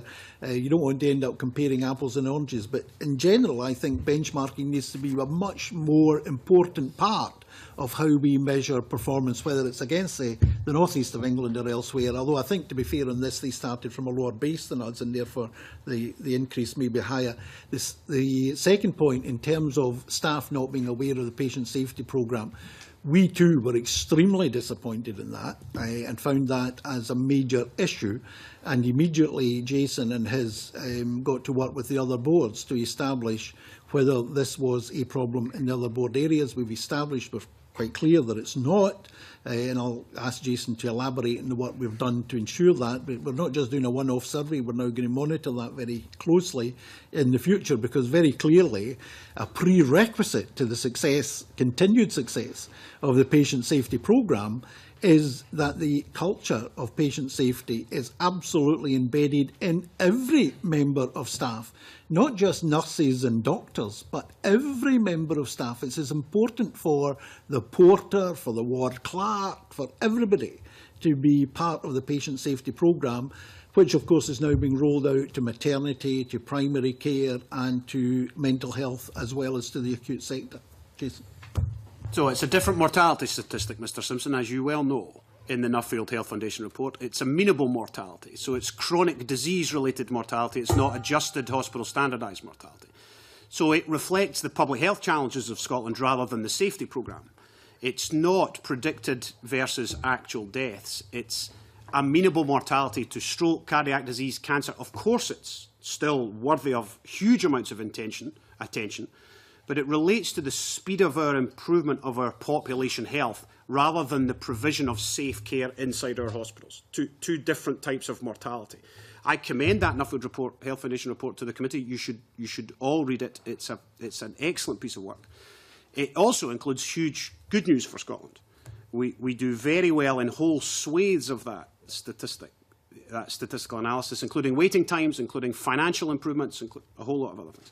I think the mortality statistics in there do warrant some attention, but it's a different type of mortality, if you'll forgive me for that slightly odd sentence. Nobody was more disappointed to read in the Lanarkshire report that staff didn't know about the Scottish Patient Safety Programme than I was. Let me assure you of that. It was a snapshot. They couldn't analyse the 11,000 staff. I now have confidence that in the appointment of Jane Mirkin as their new head of safety, who with me was one of the people who began the Scottish Patient Safety Programme 6 years ago and had moved to a job inside the Scottish Government doing some other work around quality. I think they've made an excellent appointment, and walking through these hospitals now, which I've done, the safety programme is very prominent. It is even simple things like posters and logos. She's already had, within days of her arrival, she had a patient safety week where staff, patients, families, a large amount of work was done in that week to do exactly that, to raise the profile of safety. That's not going to fix it in a week, of course it's not. But there is something about the safety programme becoming more visible inside that board, and I believe that's happened. You'd seen some of the earlier session? Yes, we were listening intently. Good. that was good. And you barely addressed some of the issues that came from that, I think, which were important in terms of how we respond, what these boards can expect from NHS Scotland, what they can expect from the Scottish Government in delivering their plan, or indeed, we were on a journey. It started in 2011, and it was presented this morning, well, we were a bit slow to react to this or do this or whatever. Why did it take your review Cabinet Secretary to instruct his to go in there before we got this substantial package of action? Indeed, posters on the wards. See, actually, my impression was that the two Ians a bit undersold their own progress since 2011, because, as Jason said, this is an escalation process, and in fact substantial progress had been made in Lanarkshire. I mean, I've already quoted the figures for Wishaw. Wishaw had seen a 17% reduction in HSMR. Hare Myers had seen an 11% reduction, and Monklands had seen a 4% reduction. Now, obviously, that wasn't nearly good enough compared to the Lanarkshire average, or the other two hospitals in Lanarkshire, or to the Scottish average, which is why we did the final escalation of the rapid review. But I don't think we should underestimate the progress that had been made since 2011. And if I were to criticise the evidence this morning, I would say they bit undersold the progress that had been made in the last 2 or 3 years. It's pretty good. But, you know, in terms, I've got a serious question about the escalation process, because you're presenting it as you know, an escalation process is lots of this work is done internally. They should be using that internal evidence from inside the organisation and outside the organisation to drive their work, to identify failings and to inform the senior management, etc., etc. Here you have, in one hand, someone at a board that was making progress, you say, 70%, 4%. Why was it necessarily then escalated? Well, I think actually, if they were making that progress. and everybody was happy. What were you doing sticking your nose in there? Well, first of all, can I say, I think it comes back to the very relevant point made by Dr. Simpson about the timing of the peer review process. And I think one of the lessons from this, both internally in Lanarkshire, and it's a lesson that should be learned right across the system, is that the peer review process should have been earlier. And I think had that happened, it may well have been the case that things wouldn't have got to the stage where our rapid review wasn't required. But clearly, HSMR is a trend over time. You can't just take 1 quarter statistics and act on the basis of the quarter. It wasn't. It was the trend in Monklands wasn't moving fast enough. And when that became clear, then that's when we intervened. But I'm going to ask Jason to give you some more detail of the process. Address the other point that was made by Dr. Wallace earlier, when he didn't plead, but he suggested that he was being set a higher standard because there are other boards with higher mortality rates. He suggested, I'm sure, this morning. Is that correct? I'm looking to. You were watching it. So I'm looking at my committee members. He suggested that there was a higher mortality rates. So we're going to get into a very technical discussion on mortality statistics, which is not where you want to go, but I can do it. Well, you can try for us. We'll try, and you can maybe write it down for us or something. We'll try. So it just takes a while. It's not that you wouldn't get it. Right. So there are multiple ways of measuring mortality. We've just discussed 2 of those ways. The HSMR is a way of measuring or estimating predicted deaths and actual deaths, and it gives you, therefore, a ratio. If your predicted number of deaths are the same as your actual number of deaths, your ratio is 1.0. So you get a single number that summarises something about safety and quality in your institution. But it should never be taken in isolation. And the danger of all of these conversations in these settings is that people think that you should take HSMR in isolation and make decisions. That is not what you should do, and nobody suggests that you ever should. However, it is a smoke signal to warn us that perhaps we should go looking for safety and quality concerns in there. The other way we monitor HSMR, apart from having that single ratio that we publish every quarter for every hospital in the safety programme, we also monitor the trend over time. So we take all of the dots, all of the 1.0s or the 0.89s or the 1.2s, and we chart them on a graph, and the clever statisticians draw me a line through those dots, and the slope of that line gives me the percentage reduction. And that's what the 12.5% is that you keep hearing about. The slope of that statistical line is 12.5% for Scotland. So the slope of the line doesn't depend on where you started. It depends on your improvement. So Iain Wallace is correct in one sense, but Monklands has been the slowest improver of our major hospitals. Monklands has been the slowest improver. It has the lowest, the least curve in the line, if you understand what I'm saying. But there are other hospitals that have a higher HSMR as a ratio, but they have dramatic improvements. And the improvement is what we care about. The movement from the beginning of where the safety programme began at the beginning of 2008 to now is what we've staked our outcome aim on. And that's why Cross House has a 30% reduction. The Western General has a lower reduction but has a very, very low HSMR because they started with a low HSMR. Difficult to improve from a very, very low position. So each one is taken in isolation. The reason we looked at Monklands, at Lanarkshire, and Monklands in particular, was because the slope of that line was not as fast as the other hospitals in Scotland. No smoke in the hillside from any other board, and no other board are on this escalating journey that you described earlier. There are no boards presently. The new statistics come out at the end of May. There are no boards presently on that escalation scale.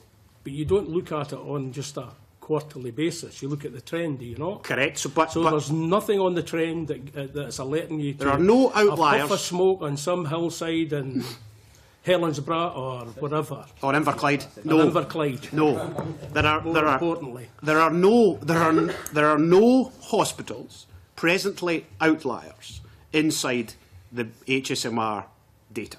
Okay. Now we get that every 3 months. We get that knowledge every 3 months, as do the boards. The boards get it, and then I get it after the boards get it, because it's for internal consumption.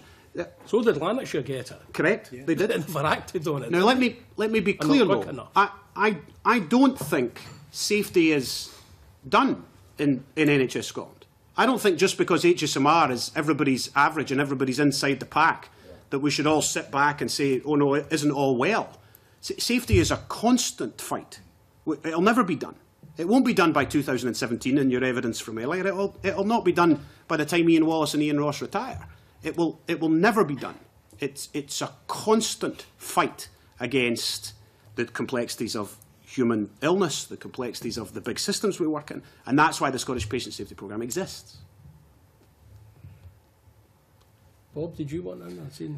Just, I think it was just to reiterate some of the stuff that I said in the last session as well. I'll try and stay away from puffs or smoke and all those kind of things, but I feel like GFK assassination theories and all that kind of thing in grassy knolls. But what I'd asked NHS Lanarkshire was about how they took, what steps they were taking now when they realised they were becoming an outlier. And the two examples, there are a whole host of examples in their action plan, but I figured they might pick for oral evidence the ones they thought were most significant. And the two that they gave was listening to patient opinion more, and I asked, what do you actually mean by that? They started to give some detail around, well, we're going to look at patient complaints on a site basis and identify on a monthly basis any trends and take action if appropriate, and a quick turnaround from month to month. And they talked about an additional £3.1 million investment in nursing, particularly freeing up nurse ward managers away from frontline nursing duties to a more strategic role. So there was two examples they gave. Can you tell me, does that thing happen as a matter of course across NHS Scotland when they identify there's... I would rather there wasn't an outlier, but I was trying to get to the point with my evidence that no hospital is ever perfect. You would like them to be perfect. All we can hope for is when the stats start to show things are going amiss, that they act quickly. So there were two examples that NHS Lanarkshire are given. Are you confident that health boards across Scotland identify the possibility of a trend and act accordingly and act quickly? Because I think that was some of the biggest concerns that the committee had, was it seemed as if the organisation wasn't as fleet of foot as it could be. Let me give you a multifaceted reply to that, Bob. First of all, within NHS Lanarkshire, I think the board itself needed to ask more searching questions, and had the board asked more searching questions, I think they may have insisted on earlier action. That is the job of the board. They are there to scrutinise, they are there to hold to account, they are there to enable, they are there to support. And one of the things that I've been doing since I came into this job is looking at how we can actually strengthen not just the board of NHS Lanarkshire, but all the NHS boards, because I believe that some of them have not been proactive enough in scrutinising the performance of their executives. I also think in some cases, for example, the balance of executives to non-executives needs to be redressed. So that that scrutiny and accountability process is substantially improved. I think one of the big issues in all our hospitals is that very often people don't know who to complain to when something goes wrong. So one of the things NHS Lanarkshire is doing, in each of the 3 hospitals, they're appointing, as you know now, a site director. It's kind of reverting to where we were 30 or 40 years ago, where you had the general manager, the matron in those days, and the medical superintendent. So effectively, what we're going to have in each of the 3 NHS Lanarkshire sites is a director, who's the top dog in that site, a senior nurse, in the old days we would have called her the matron, and a senior clinician. And they are going to be the core. Now, furthermore, I've suggested, and they're going to be doing this in NHS Lanarkshire, is when you walk into the Monklands, or walk into Hairmyres, or walk into Wishaw, these 3 faces will be up, unavoidably up, meeting you, welcoming you. My name is Ms. Robertson. I am the director for Monklands. If you have any issues, here is how you contact me by phone, by text, by email, or whatever, and similarly for the head nurse and the head clinician.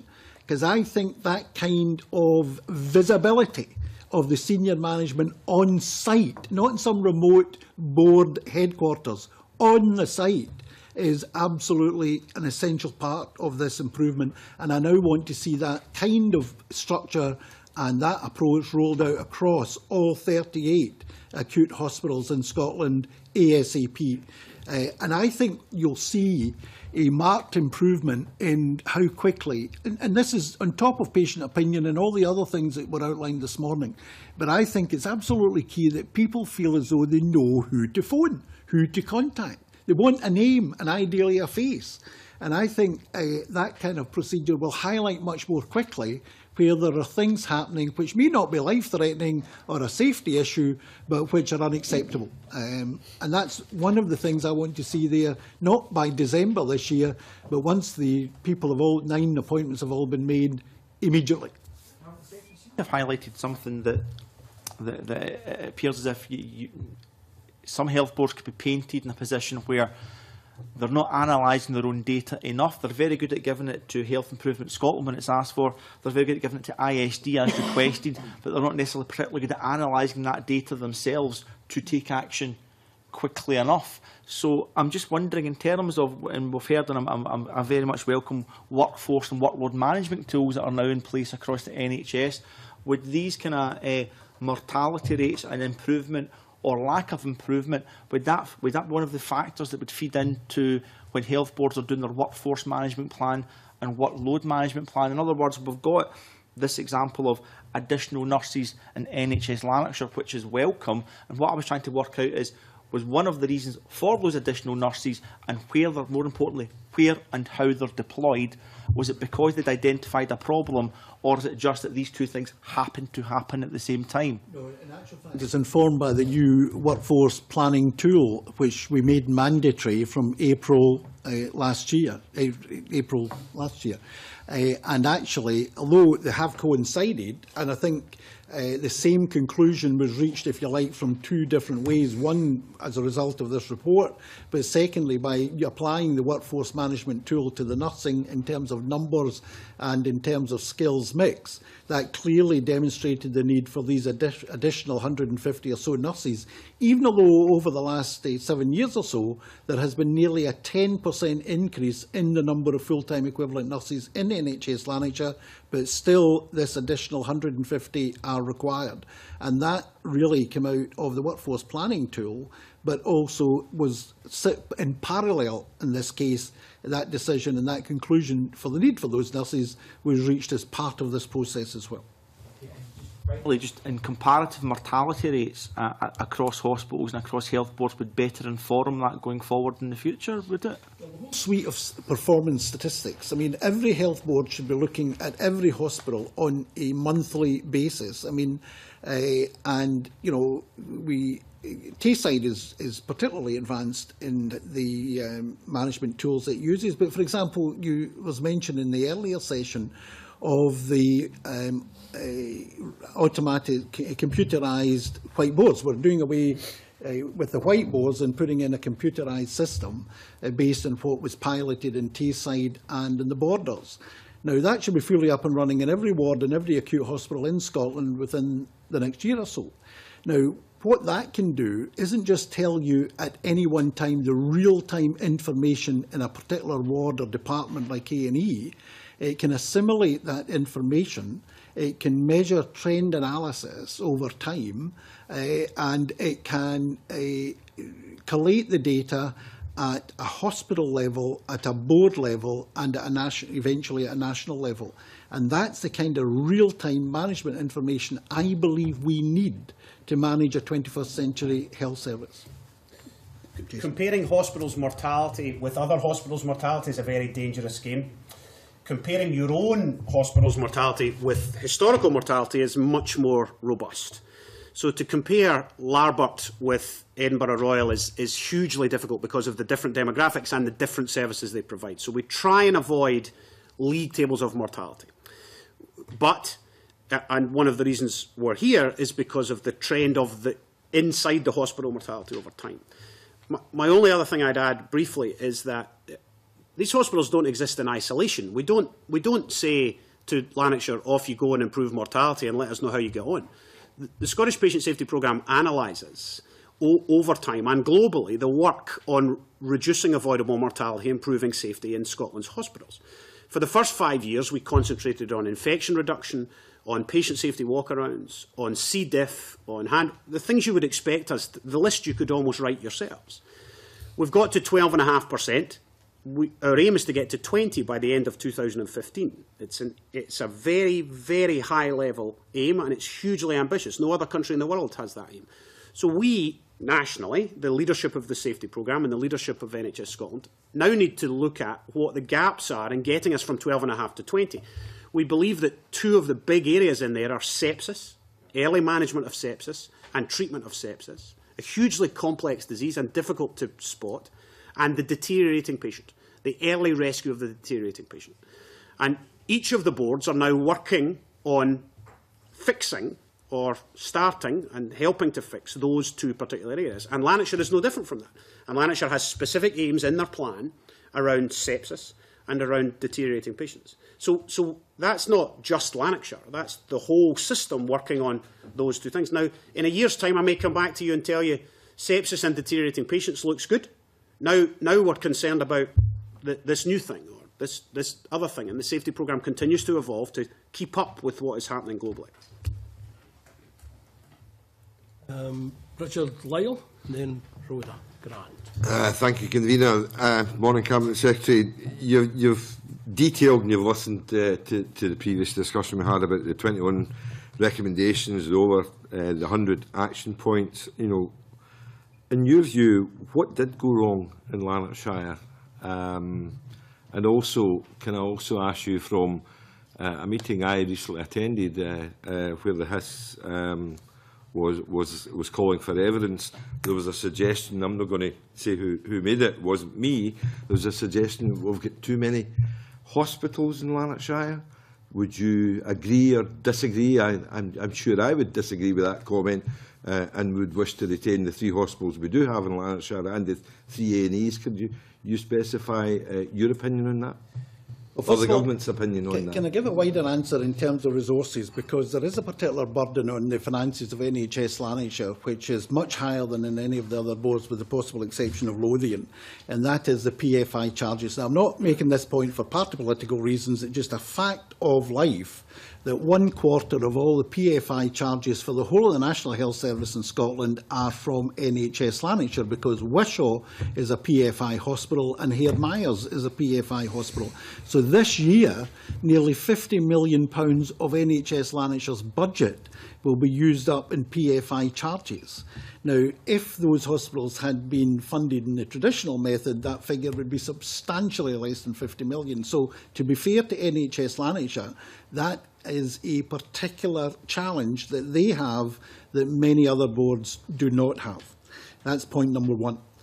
Point number 2 is I've not seen any evidence anywhere, either in this exercise or in any other exercise, that tells me that the performance of NHS Lanarkshire has been adversely affected by having 3 acute hospitals, or indeed 3 accident and emergency departments. I've not seen any evidence to that effect whatsoever. And for those who are saying, well, we should reduce the number of acute hospitals in Lanarkshire, the immediate issue then is, where are you going to put the capacity of the hospital that you close down? And quite frankly, presumably you would need to put it in the 2 remaining hospitals. Now, it would be difficult to see how you could really reasonably do that, given the geography of Lanarkshire, given the current status of Lanarkshire, the hospitals, and particularly the complication of the PFI arrangement. So I don't think that anything other than a 3-hospital future is the way ahead, is absolutely the way ahead for NHS Lanarkshire. Now, having said that, there are some services which are currently carried out on 2 or 3 sites which I think there is evidence should be carried out on 1 or 2 sites. And clearly, we all have to face the facts. If the medical evidence in particular, and I'm more concerned about the medical evidence rather than the financial evidence, but if the medical evidence shows there is a need to focus some services on fewer sites, then clearly that is a proposition that I have to take seriously if the medical evidence proves that medically that's the right thing to do. But already there's a degree of specialism between the 3 sites. For example, Monklands has basically become the cancer hospital capital for Lanarkshire. Here Myers leads on cardiac, for example. Wishaw leads, for example, on paediatrics and on maternity. So there's a degree of specialism already. I'm not suggesting they should go down the road of all being specialist hospitals. I'm not suggesting that. There are 3 general acute hospitals, but there are undoubtedly services where, from time to time, you do need to focus the services on a smaller number of the sites than is currently the case. And we shouldn't close our mind to that, I don't believe, if it's medically the right thing to do. But I think in general terms, I think we do need those 3 hospital sites in Lanarkshire. Thank you for that, and I certainly agree with your comments. In regards to page 18 of the report, and I mentioned it earlier with Dr Wallace and Iain Ross in regards to the consultants, NHS, hospitals, etc. are 24/7, 52 weeks a year. Basically, a situation in regards to the weekends, you know, are we finding that this is where sometimes a lot of the problems are flagging up because of the fact that we don't have enough consultants on? And I know we were told earlier that most are on to 11 o'clock, and I know that some consultants actually are sleeping in the hospital in order to advise as required. What's your view in regards to consultants in NHS Lanarkshire? Right. Can I give a 2-pronged reply to that? First of all, we did some research recently, and did last year, long before this issue came up about the HSMR in Lanarkshire. But we did some research led by Jason. I'll ask him to say a word or 2 more about it last year, to identify whether mortality rates were higher in Scotland at weekends than they were during the rest of the week. And there is no evidence that there is that pattern exists in Scotland. I do believe that Jeremy Hunt thinks it may well do down south in some hospital areas, but there is no evidence to suggest that you're less likely to die during the week than you are at the weekend in Scottish hospitals, and Lanarkshire doesn't appear to us to be an exception to that rule. In other words, the mortality rates at the weekend are not markedly higher than the mortality rates during the rest of the week. So I think we need to put that to rest and put that on the record. In terms of the more general question about consultants, let me say, if you take, for example, the A&E consultant situation in Lanarkshire, 7 years ago, there were 8 A&E consultants covering the 3 sites, the 3 A&E departments in Lanarkshire. Today, there are 29 A&E consultants covering Lanarkshire. So there has been a very substantial increase. And I think in terms of general consultants, I think I'm right in saying from memory, there's been about between a 40 and 50% overall increase in the number of consultants working out of NHS Lanarkshire over the last 7 or 8 years or so. The problem really is, as was referred to earlier, and this is not a Lanarkshire problem, it's not even a Scottish problem, it's a UK problem, and that is that it's difficult to attract junior doctors to work in A&E, and particularly anything involving out of hours. Quite frankly, the modern medical graduate isn't prepared to do what people of maybe Dr Simpson's generation were prepared to do in terms of out of hours. We have a similar problem, similar pattern, similar challenge in terms, for example, of recruiting GPs. And Iain Ross earlier referred to the general issue of out of hours, which we're reviewing in Lanarkshire. But I actually think that while there are some parts of the solution to that local, we also need to do more things nationally in terms of out of hours. I'll just give you one example. The overtime rate for out of hours does vary between boards. And I think it's something we need to look at, you know, a standardised overtime rate across Scotland for out of hours. We need to look further at the interaction and the use of telecare to avoid the need for out of hours care. So there's a whole range of different ways in which we need to tackle the problem. It's not just a simple problem of putting more doctors in, but there is undoubtedly in some specialties in Lanarkshire challenges in recruiting people, as there are throughout the country, and Lanarkshire's no exception to that. The exceptions to that tend to be the 4 university hospital cities, Glasgow, Edinburgh, Dundee and Aberdeen. On the whole, they have less difficulty recruiting people because, I think, of the university connection, and also because they're bigger hospitals by their very nature, they're in cities. Although there are problems also. I mean, in Aberdeen, for example, because of the cost of living issues in Aberdeen, the accommodation issues, there are some major challenges in recruiting even senior consultants in the Aberdeen area. So it's a very, very complex and mixed picture. But I wouldn't say on the whole that Lanarkshire is any better or any worse off in terms of facing these challenges than most other board areas. Fife, Ayrshire, Forth Valley, Borders, Dumfries and Galloway, all of these places. Jason? Yeah. So I have confidence that Dr Wallace understands these issues locally in Lanarkshire. Yeah. They're incredibly complex. They're not simple. Senior decision makers early in a patient's journey are a very important safety consideration, and the safety of the rotas across NHS Scotland should be the most important thing. Never mind service provision. The safety of those rotas for provision of care should be the most important thing. Then the attractiveness of those rotas should be considered, because the attractiveness of the rotas, particularly for trainees, does influence where they choose to work, whether they work in Carlisle or whether they work in Glasgow Royal. So we do have to consider the attractiveness of the rotas. And that does bring into sharp relief the provision of services across the 3 sites. Lanarkshire have taken that into account. They have vascular surgery on 1 site. So the vascular trainees are in a rota on 1 site. This report mentions orthopaedics in particular.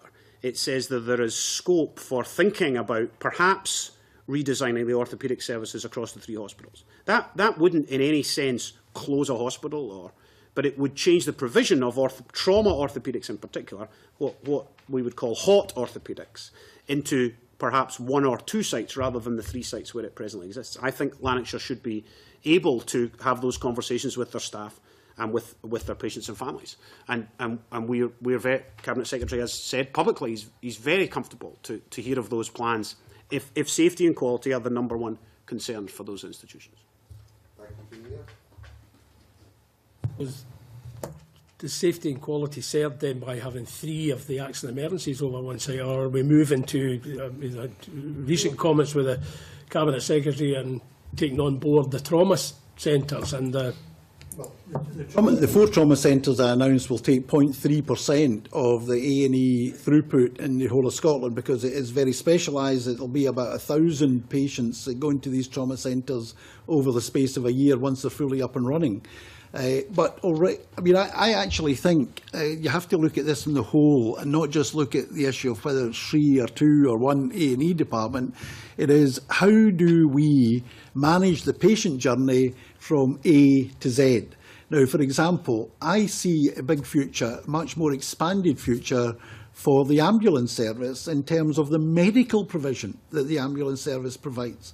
A lot of people, there's a lot of skill in the ambulance service, and we're continually upskilling it, and I think there's a lot more scope, as indeed the ambulance service, I think, had told the committee recently, a lot more scope, for example, for decisions to be made when an ambulance goes out as to whether somebody actually needs to be admitted to hospital. I mean, one of the most interesting figures in his report on Lanarkshire was that up to 30% of the patients in hospital in Lanarkshire at the time the report was prepared don't need to be in hospital. Now, we know that's not an aberration in Lanarkshire. That is a general give or take. Borders did an audit a few weeks ago. Borders Health Board, they estimated 36% of the patients actually didn't need to be in hospital. And I think it's these issues that are the priority issues, because if we were able to keep the people out of hospital who don't need to be there, then we gain all round, whether it's A&E, the quality of care, the safety of care, but most importantly for the patient, because health outcomes are much better when people can be treated at home than when they're treated in hospital. And I really don't. I think we need to take the debate beyond should it be 2 or 3 A&E departments. I think it's a much bigger debate than that, and particularly in the context of our 2020 discussions, I think that these wider issues are absolutely key and of a higher priority. Thank you. Can I ask why progress was so slow at Lanarkshire, improvement progress? I actually don't accept that it was slow. As I've said earlier, I do think there are lessons to be learned in terms of process, and I think Richard earlier quite rightly has focused in on the need in such circumstances for much earlier peer review. And I think that's one of the main lessons we can take from Lanarkshire. But if you look at the progress that's been made, whether it's the recruitment of additional consultants or the recruitment of nurses over the last 2 or 3 years, or the improvement in the HSMR, because let's remember it was still an improvement, a significant improvement, then substantial progress was made. I think it could have been faster. I think it could have been better. But I wouldn't describe it as slow. I think by any standard, it was still significant progress. But nevertheless, you're right, Rhoda, we should learn the lessons. And, I think Richard's point about the peer review taking place at an earlier stage is absolutely right. And that's one of the lessons we need to learn.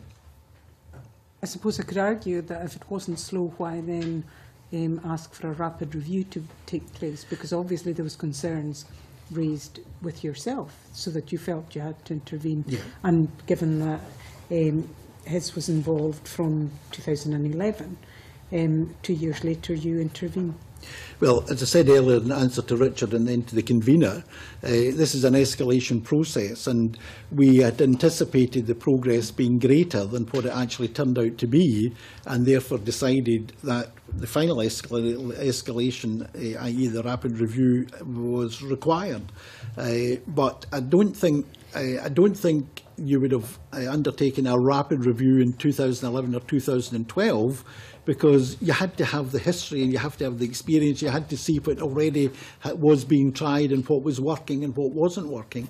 And it's this escalation process, and I think that's the way it was done, although I do accept the point about the earlier peer review.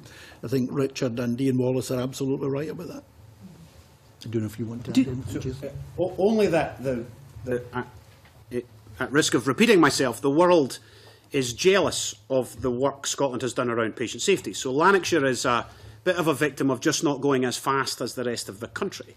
The Danes, the Swedes, the Norwegians, for example, are copying the work Scotland has done around patient safety.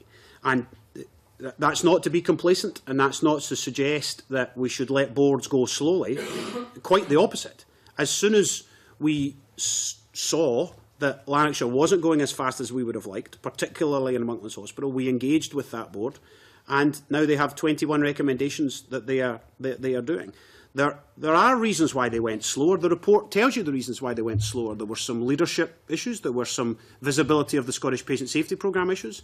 There were some data and safety walk-around issues. So the 21 recommendations address those reasons for Lanarkshire going slower, for lack of a better description, than the other hospitals in Scotland. So that's why the HIS review was done. We now have those recommendations that Lanarkshire have responded to, I think, and the Cabinet Secretary thinks very adequately up to this point, and that's why we'll continue to monitor them going forward. I mean, I'm glad you've stressed that you're not going to be complacent, because those statistics are, after all, people. They're not just statistics. They represent people and their patient experience. So I think we should always strive for perfection, or as close as possible. Given that, do you think that HIS have the right powers, given that Cabinet Secretary have said that you believe that the peer review should have happened earlier. Is that within his powers to do it before you instigate a rapid review? Can they pull in those resources? Can they use those powers earlier? Absolutely. If his had decided to do a rapid review, they could take that decision to do it. And they would inform me, but they wouldn't necessarily come for my permission.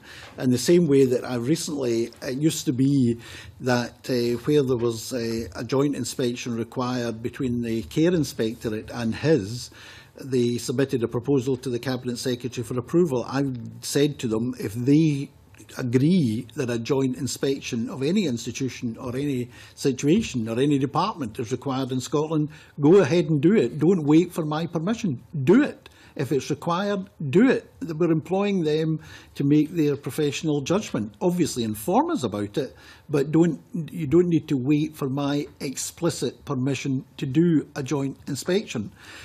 I've looked at the inspection regime south of the border, which in law appears to be more independent than the inspection regime in Scotland.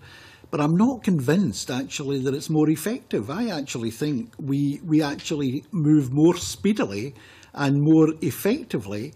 And because his has total operational independence, and if it decides to go into a particular hospital, for example, to carry out an inspection, it does not come to me for permission. It sets up its own remit, its own timing, it appoints its own inspectors, the public partners are appointed by his. Neither myself nor my officials have any direct involvement in any of that whatsoever. And sometimes, of course, they rebuke us and make recommendations about what we should do in certain situations, as well as what the health boards should do. So, as I say, I actually think the system is working better in Scotland, more effectively and more speedily than what it is south of the border. And I'm not making that as a constitutional argument or anything, I'm just making it as an observation. I don't think it is a constitutional argument, given you have the powers to do things differently in Scotland at the moment. So, but do HIS have the resources to allow them to do that? Did you have to ask for further resources to carry out the rapid review? Can they pull those resources in? Well, we have access to the whole. First of all, to understand, in terms of his resources, they're really from two sources. One is the staffing that's entirely dedicated to his. His has its own staff. But in an exercise like this, there were essentially two groups set up, a medical group and the governance group, essentially. Now, they're all staffed by people external to NHS Lanarkshire, by and large, and it uses people from elsewhere in the system, or indeed people who are not currently in the system, but maybe are now in retirement, or maybe in academia, or somebody who crosses a number of these lines, like Sir Lewis Ritchie, who's a key member of the governance group. So we make full use of all the resources. HIS makes full use of all the resources, and it reaches agreement in terms of remuneration with these people itself. We are not directly involved in that. Sometimes they'll consult us to be sure that we are content that somebody's got the right qualities and sufficiently independent. But it's their decision at the end of the day. And if they require additional resources for inspection or scrutiny, obviously we have a regular performance meeting at official and at political level with the senior management of HIS.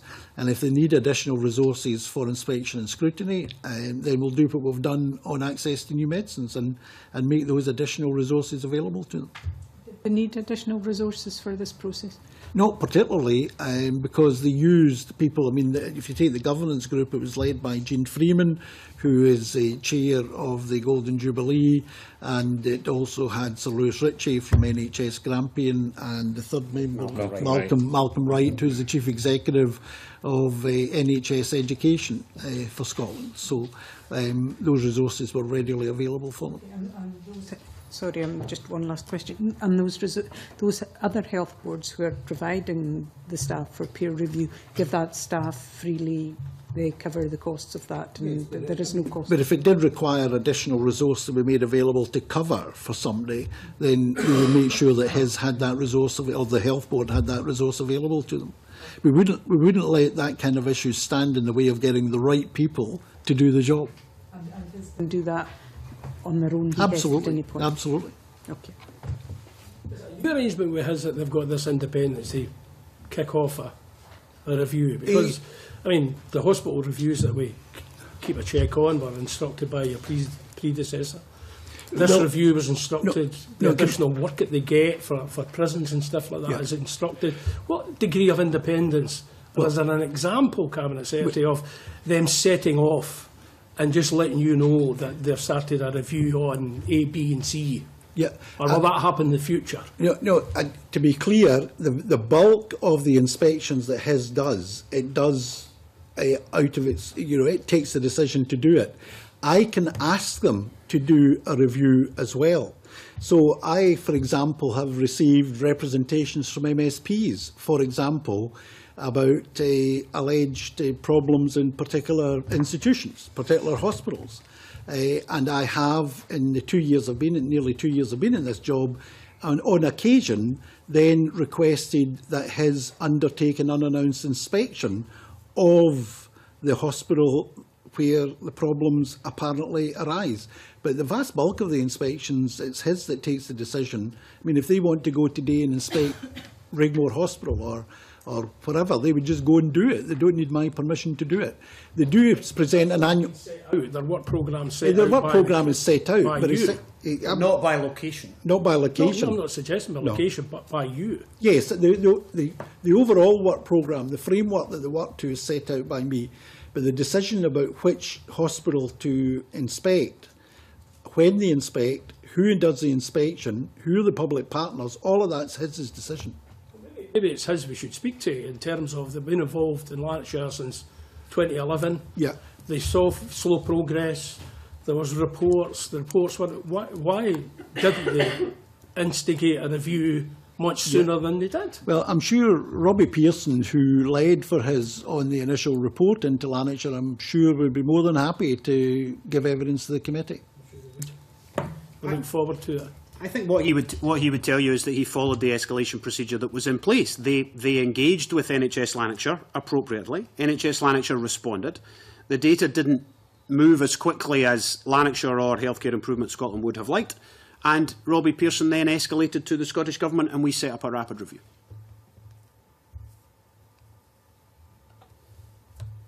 Well, any other questions from the committee? No other questions on this issue. We move on now to our next issue.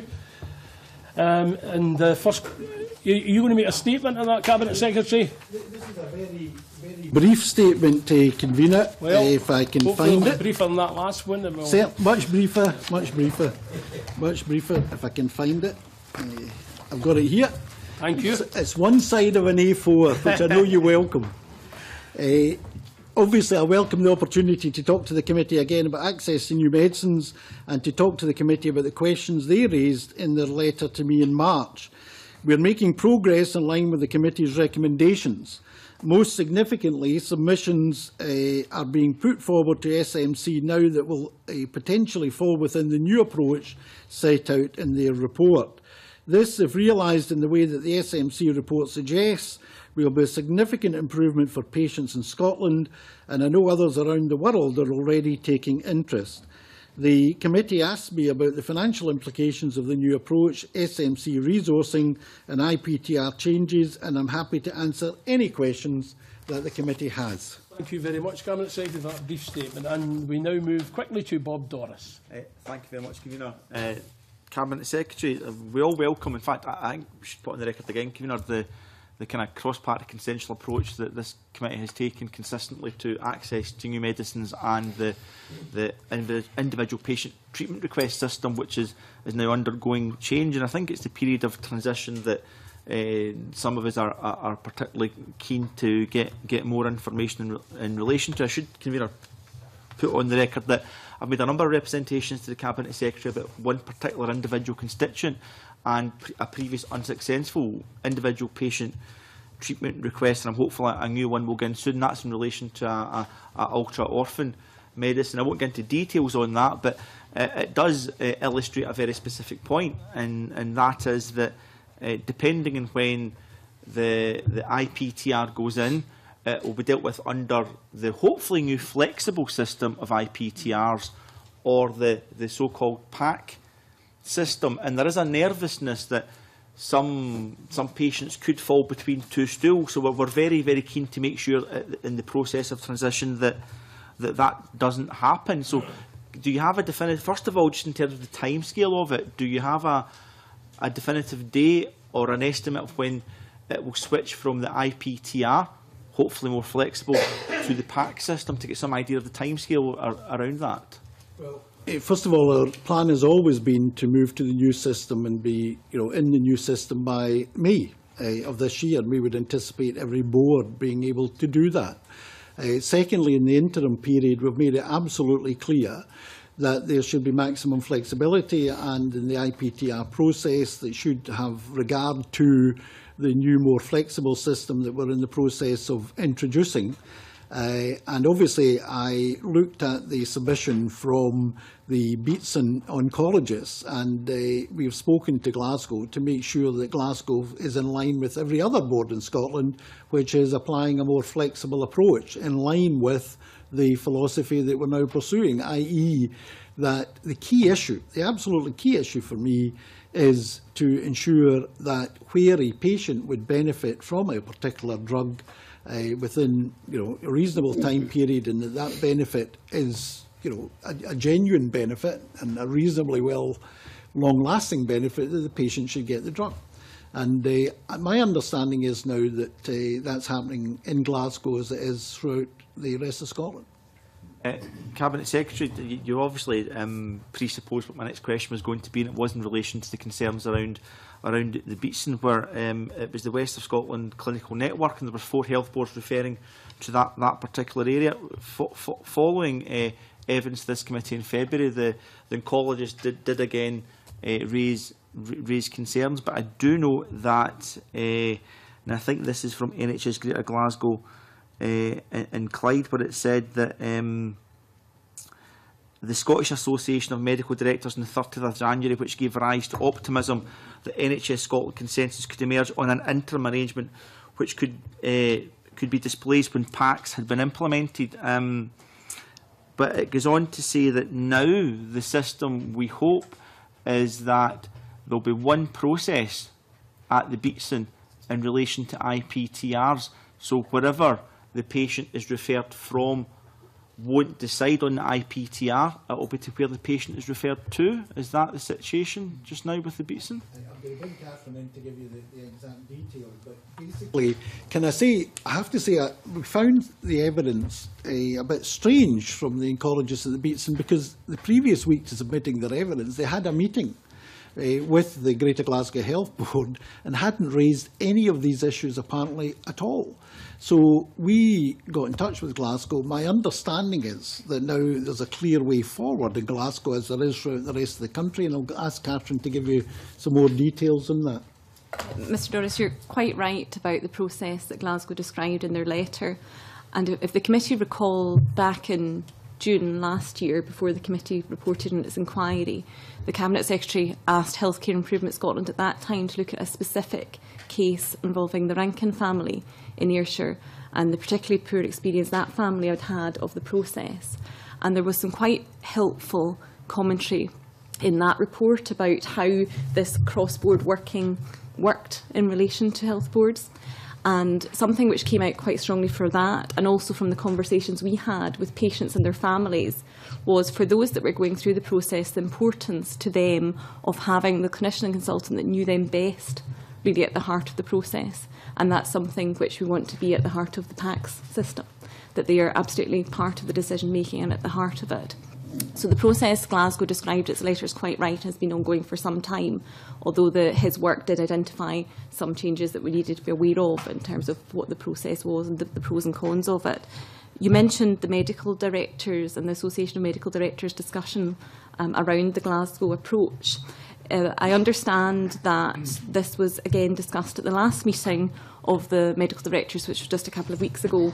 And while the medical directors noted the Glasgow approach, there wasn't any discussion from other health boards in the rest of the country indicating they were going to change what they were doing in the interim, which does appear to us from the outside looking in as being embracing the flexibility that was requested in the committee's report and by the Chief Medical Officer.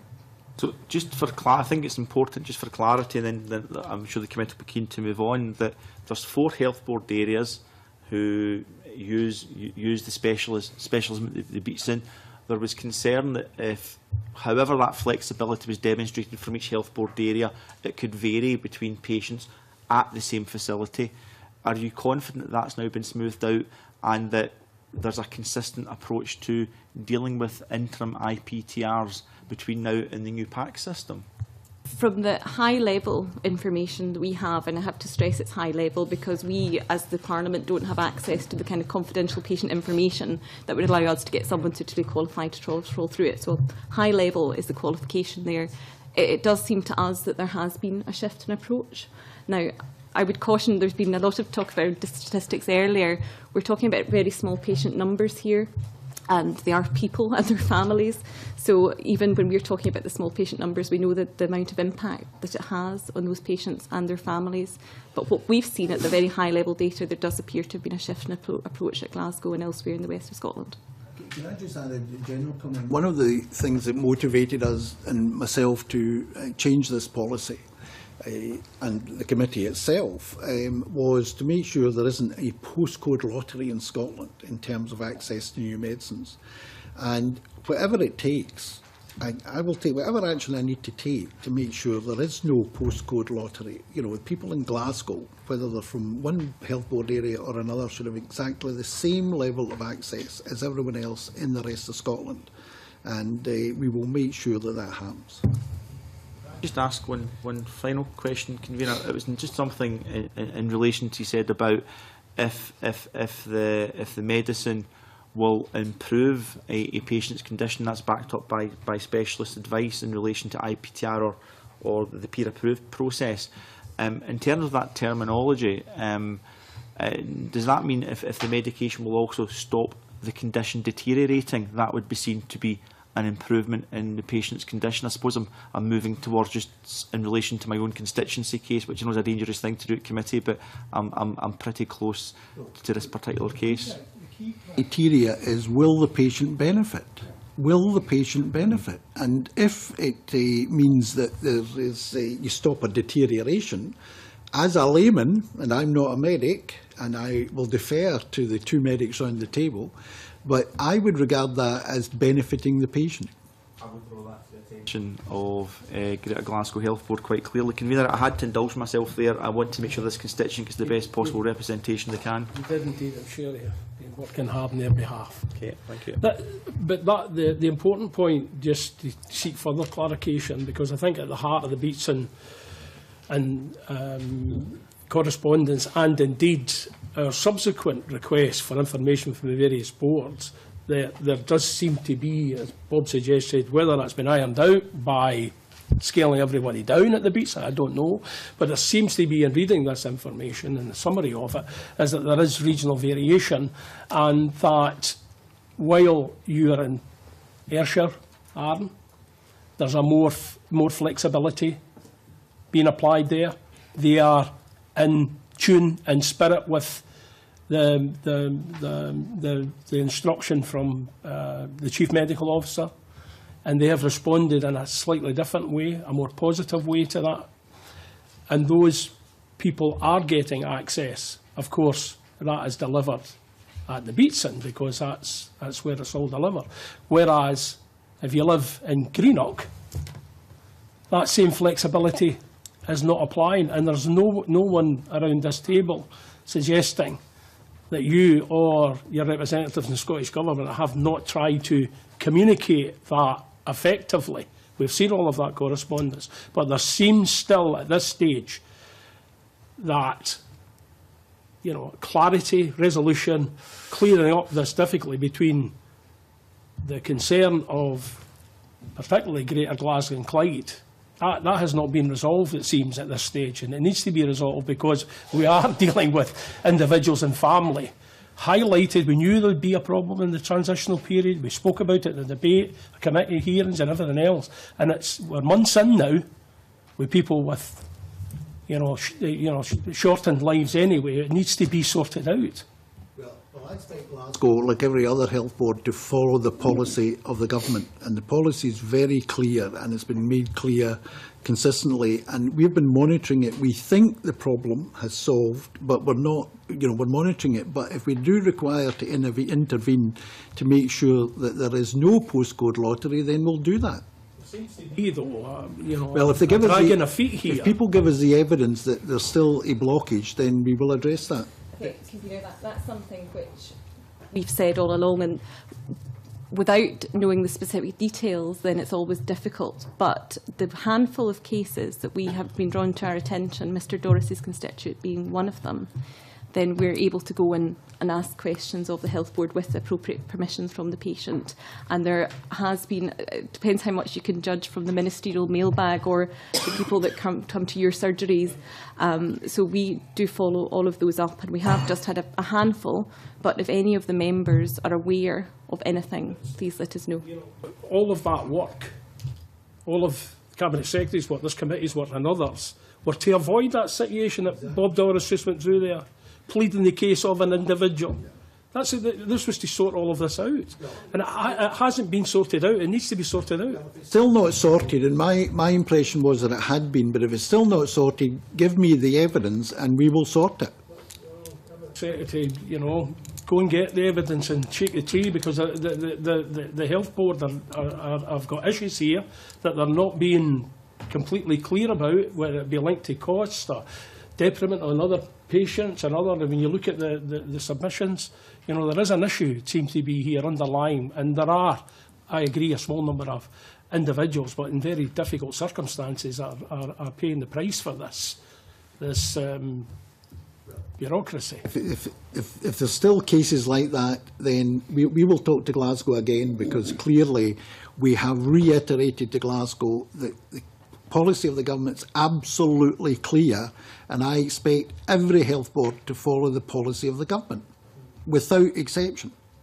It's just their interpretation. Gil Patterson. Thanks very much. Cabinet Secretary, we had the SMC in speaking to us on the 25th of February, and I wanted to ask a couple of questions to clarify what the position was in terms of the new monies available for setting up putting into place a new system.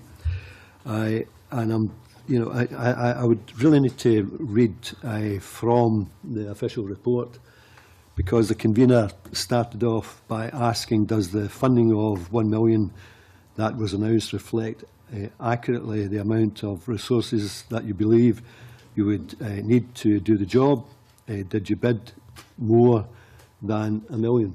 The response from Professor Timoney, who's the chair of the SMC, said it will cost more than £1 million to do the work, but we are a cost-efficient organisation.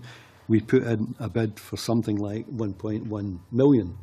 Not a great disparity, in my view, in that regard, but the convener persisted and pursued that line of questioning.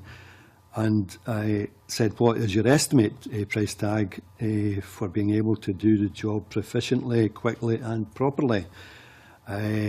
Professor Timoney said, we have not produced an official estimate for that. My personal estimate was that the price would be substantially more than £1 million, although a bid had gone in at 1.1 million. Convener continued to press, and he said, would the estimate cost be above 1.5 million? Would it be 2 million? Would it be 3 million? And Professor Timoney said it's more like 2 million, double the price at the estimate. That confuses me as a businessman. The idea that I put a bid in at 1.1 and it turns out at £2 million. But there's two real serious questions, in my view, with answers like that. First of all, is it enough? Is £1 million enough money to do the job? That's probably the most important question But the second most important question is, with that type of answer, are we actually getting value for money? These are the two questions. Well, let me give you a three-pronged reply to that. First of all, can I say that the baseline budget this financial year that we're now in for SMC is £1.1 million.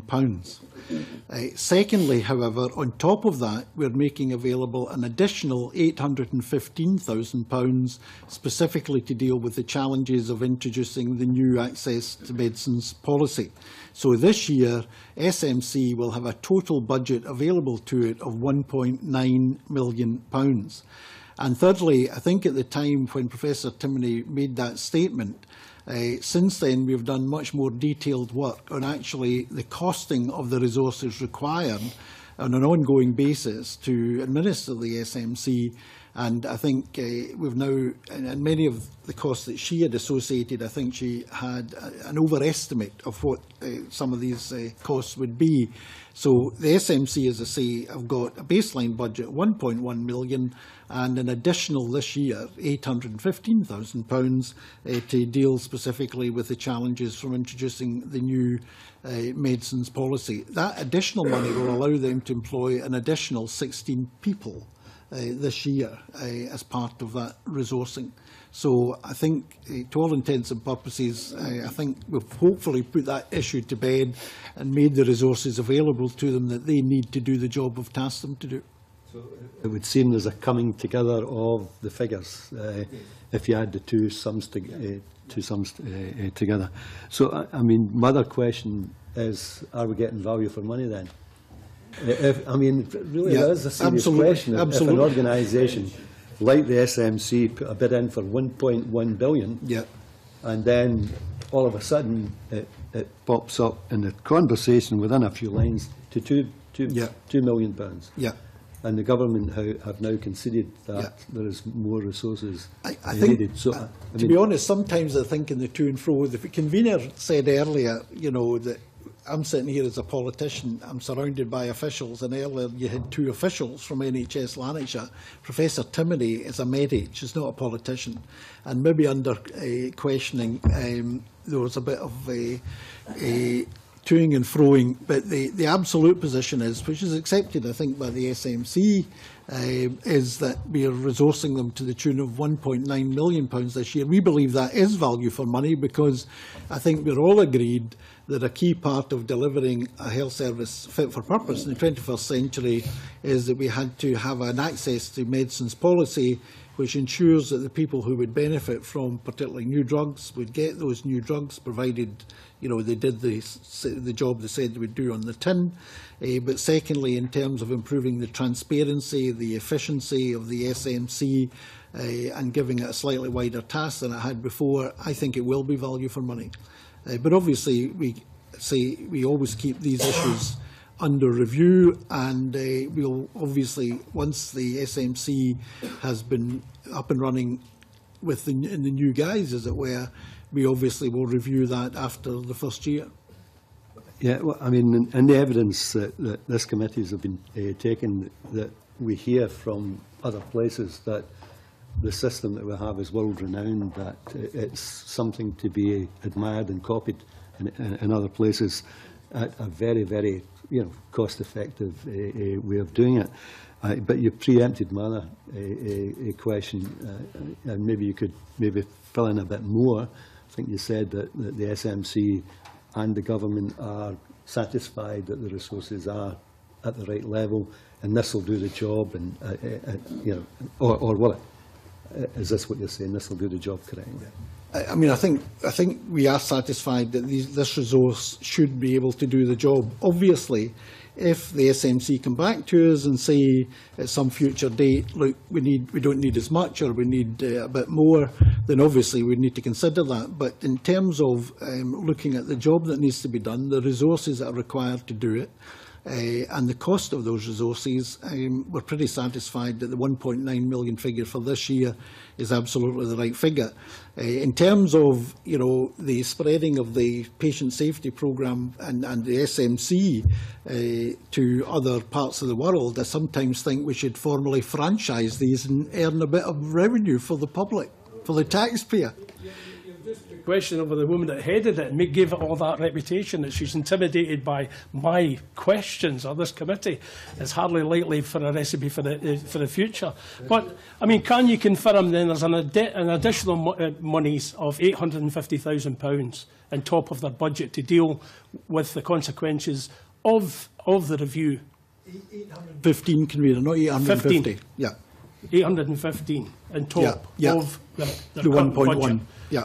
They did say, she may have been a slip of the tongue, but we asked her gave her three figures, she said it would be nearer, she said, it would be nearer 2 million to do the job properly. Yeah. And she bid for much higher than that, 815. But leave that aside, the whole point is, will that allow them to deliver by, was it May? Yeah, absolutely, absolutely. And you've had that confirmed? Yes, absolutely. I'm convinced that's sufficient resource. No, but if but there was a delay. When have they been allocated this money? When does the recruitment start?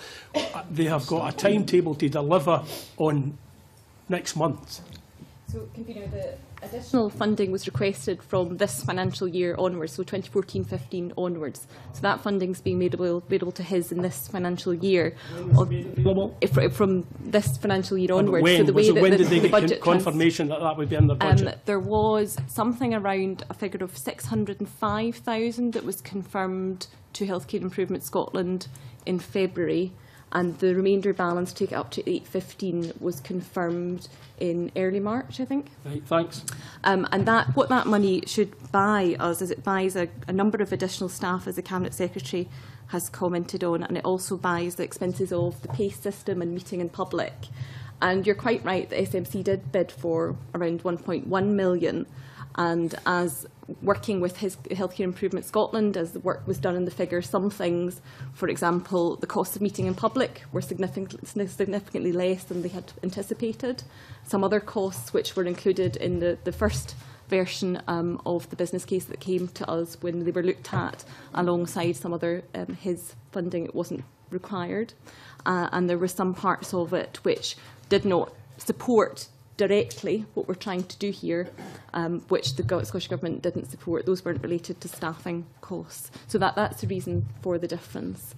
And just to pick up on your point you made before, now SMC are taking submissions which will come under the new system. So right now there's pharmaceutical companies putting through submissions that will come under the new system. So it's in place now. They'll be able to deliver in May, and this is not held it back, and they'll have sufficient funds to do it. Absolutely not. And that'll be the judgment of the outcome of whether the figure was right. And it goes through the process that's been outlined to the committee, so we should be seeing decisions from SMC under the new process in autumn. The autumn? For the decisions coming out the other end of the process. Because of the time it takes. Yeah. Well, yeah, we'll look back. Jackson, Cadlaw. Thank you, Convener. Cabinet Secretary, just a couple of questions, if I may. You were kind enough to provide that the Rare Conditions Medicine Fund should have its resources made available to support any interim arrangements, and I just wonder if you could indicate whether or not such funds proved to be drawn upon. I think I'm right in saying no, we didn't. Yes, have we? What we're expecting, because we're just at the end of the financial year, we don't have all the final figures through yet, but we're expecting that the budgeted amount for the Rare Conditions Medicines Fund would be fully utilised in the last financial year. And it's been taken forward with Board Directors of Finance around how that works with the various other different pressures that boards may have. Thank you. And the other question is really about ongoing flexibility. You've talked about the PACE system, and I wouldn't expect us to comment on any particular drug. I have one that I'm interested in, that's ipilimumab, which I believe is going to be the first drug for first point of use to go through the PACE system, because it was previously approved for secondary use. However, you will, I hope, look at the way in which drugs that present through the new process are affected by whatever the new regulatory or structural framework is that is in place, to ensure that nothing there unintentionally proves to be prejudicial at the other end. And I'm just looking for the assurance that it is your intention not to allow, simply because we have a new process with its own structures, for them to become set in stone if it does prove that they contrary to your original intention, or themselves become an obstacle to the very thing we're trying to correct. Yeah, we've said from the beginning that we would review this process after a year to see if it's achieving its objectives. So the answer to your question is yes, Jackson. No further questions? Can I thank the Cabinet Secretary? And Pleasure. Oh, Rhoda, sorry, I got mixed up. I've got recess lag, I think, or something. And I recalled you speaking just before that, but that was on a different subject. My apologies, Rhoda Grant. Sorry, just a supplementary, but since then I've got two supplementaries on two different subjects, if that's okay.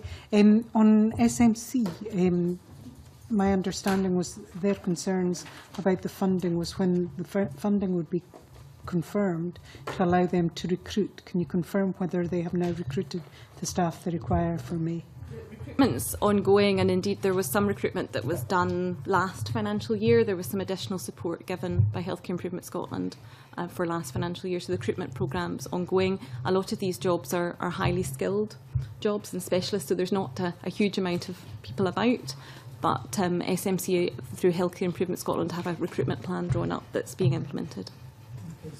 Envisage any problem with that? There's been nothing drawn to my attention which would suggest they would be able to deliver on what we've asked them to do. Okay, and if I can just go back to the transitional IPTR arrangements. Cabinet Secretary, you said you'd spoken to Greater Glasgow to confirm that they were acting within the spirit of what Scottish Government requires. Okay. Have you issued new guidance to them on the back of that to make sure that they're very clear as to... We've actually followed the guidance we got from the committee's report, which is to make the system as flexible as possible. So rather than say we're going to have a flexible system and then issue 2, 3, 4, 20-page list of things they can and cannot do, we're giving them the flexibility, at least for the first year, to see how it works. And if we at the end of that think we need more prescription, then we'll look at it. But I think really we want to minimise the centralised prescription, of too many tight terms and conditions. Could that be the issue, that because the guidance is not so clear that they're interpreting it differently? The overall guidance is clear, and that is that the core issue is if an application is made under the PAC system and the medics agree that the drug would benefit the patient, then the patient should get the drug. And by benefit, it means over a reasonable period of time. But within that, then they're free to do what they want. So guidance has been issued. I don't plan any more detailed guidance at this stage, but obviously, in answer to my previous question to Jackson Carlaw, we're going to keep the situation under review, and we'll have a more formal review at the end of the year. And if we feel as though more detailed guidance is required, it's something we can consider. But I think the committee itself, in its report, was encouraging maximum flexibility, and that's what I intend to pursue. Can I just say, sorry about this, but just seek clarity, because I think we were talking about the transitional arrangements, and I'm sure something came across right. about a 2-month right. sort Sorry, of review yes, and the transitional. Sorry, I thought you were talking about the new PAC. My apologies. Right, Kathryn, just update on the important point, Convener, picking up on your point earlier, is that from next month we shouldn't be here talking anymore about IPTR criteria, because we'll be in a new world where we'll have SMC with a different framework, and we'll have a PAC system which will look to fill any gaps around that. So I think that's an important point. So you're absolutely right that the transitional period is important, but we're not losing sight of what we're all trying to achieve, and it's difficult to get an update of that. And that. Yeah, of course. Good. Just add in one comment to that as well, Convener.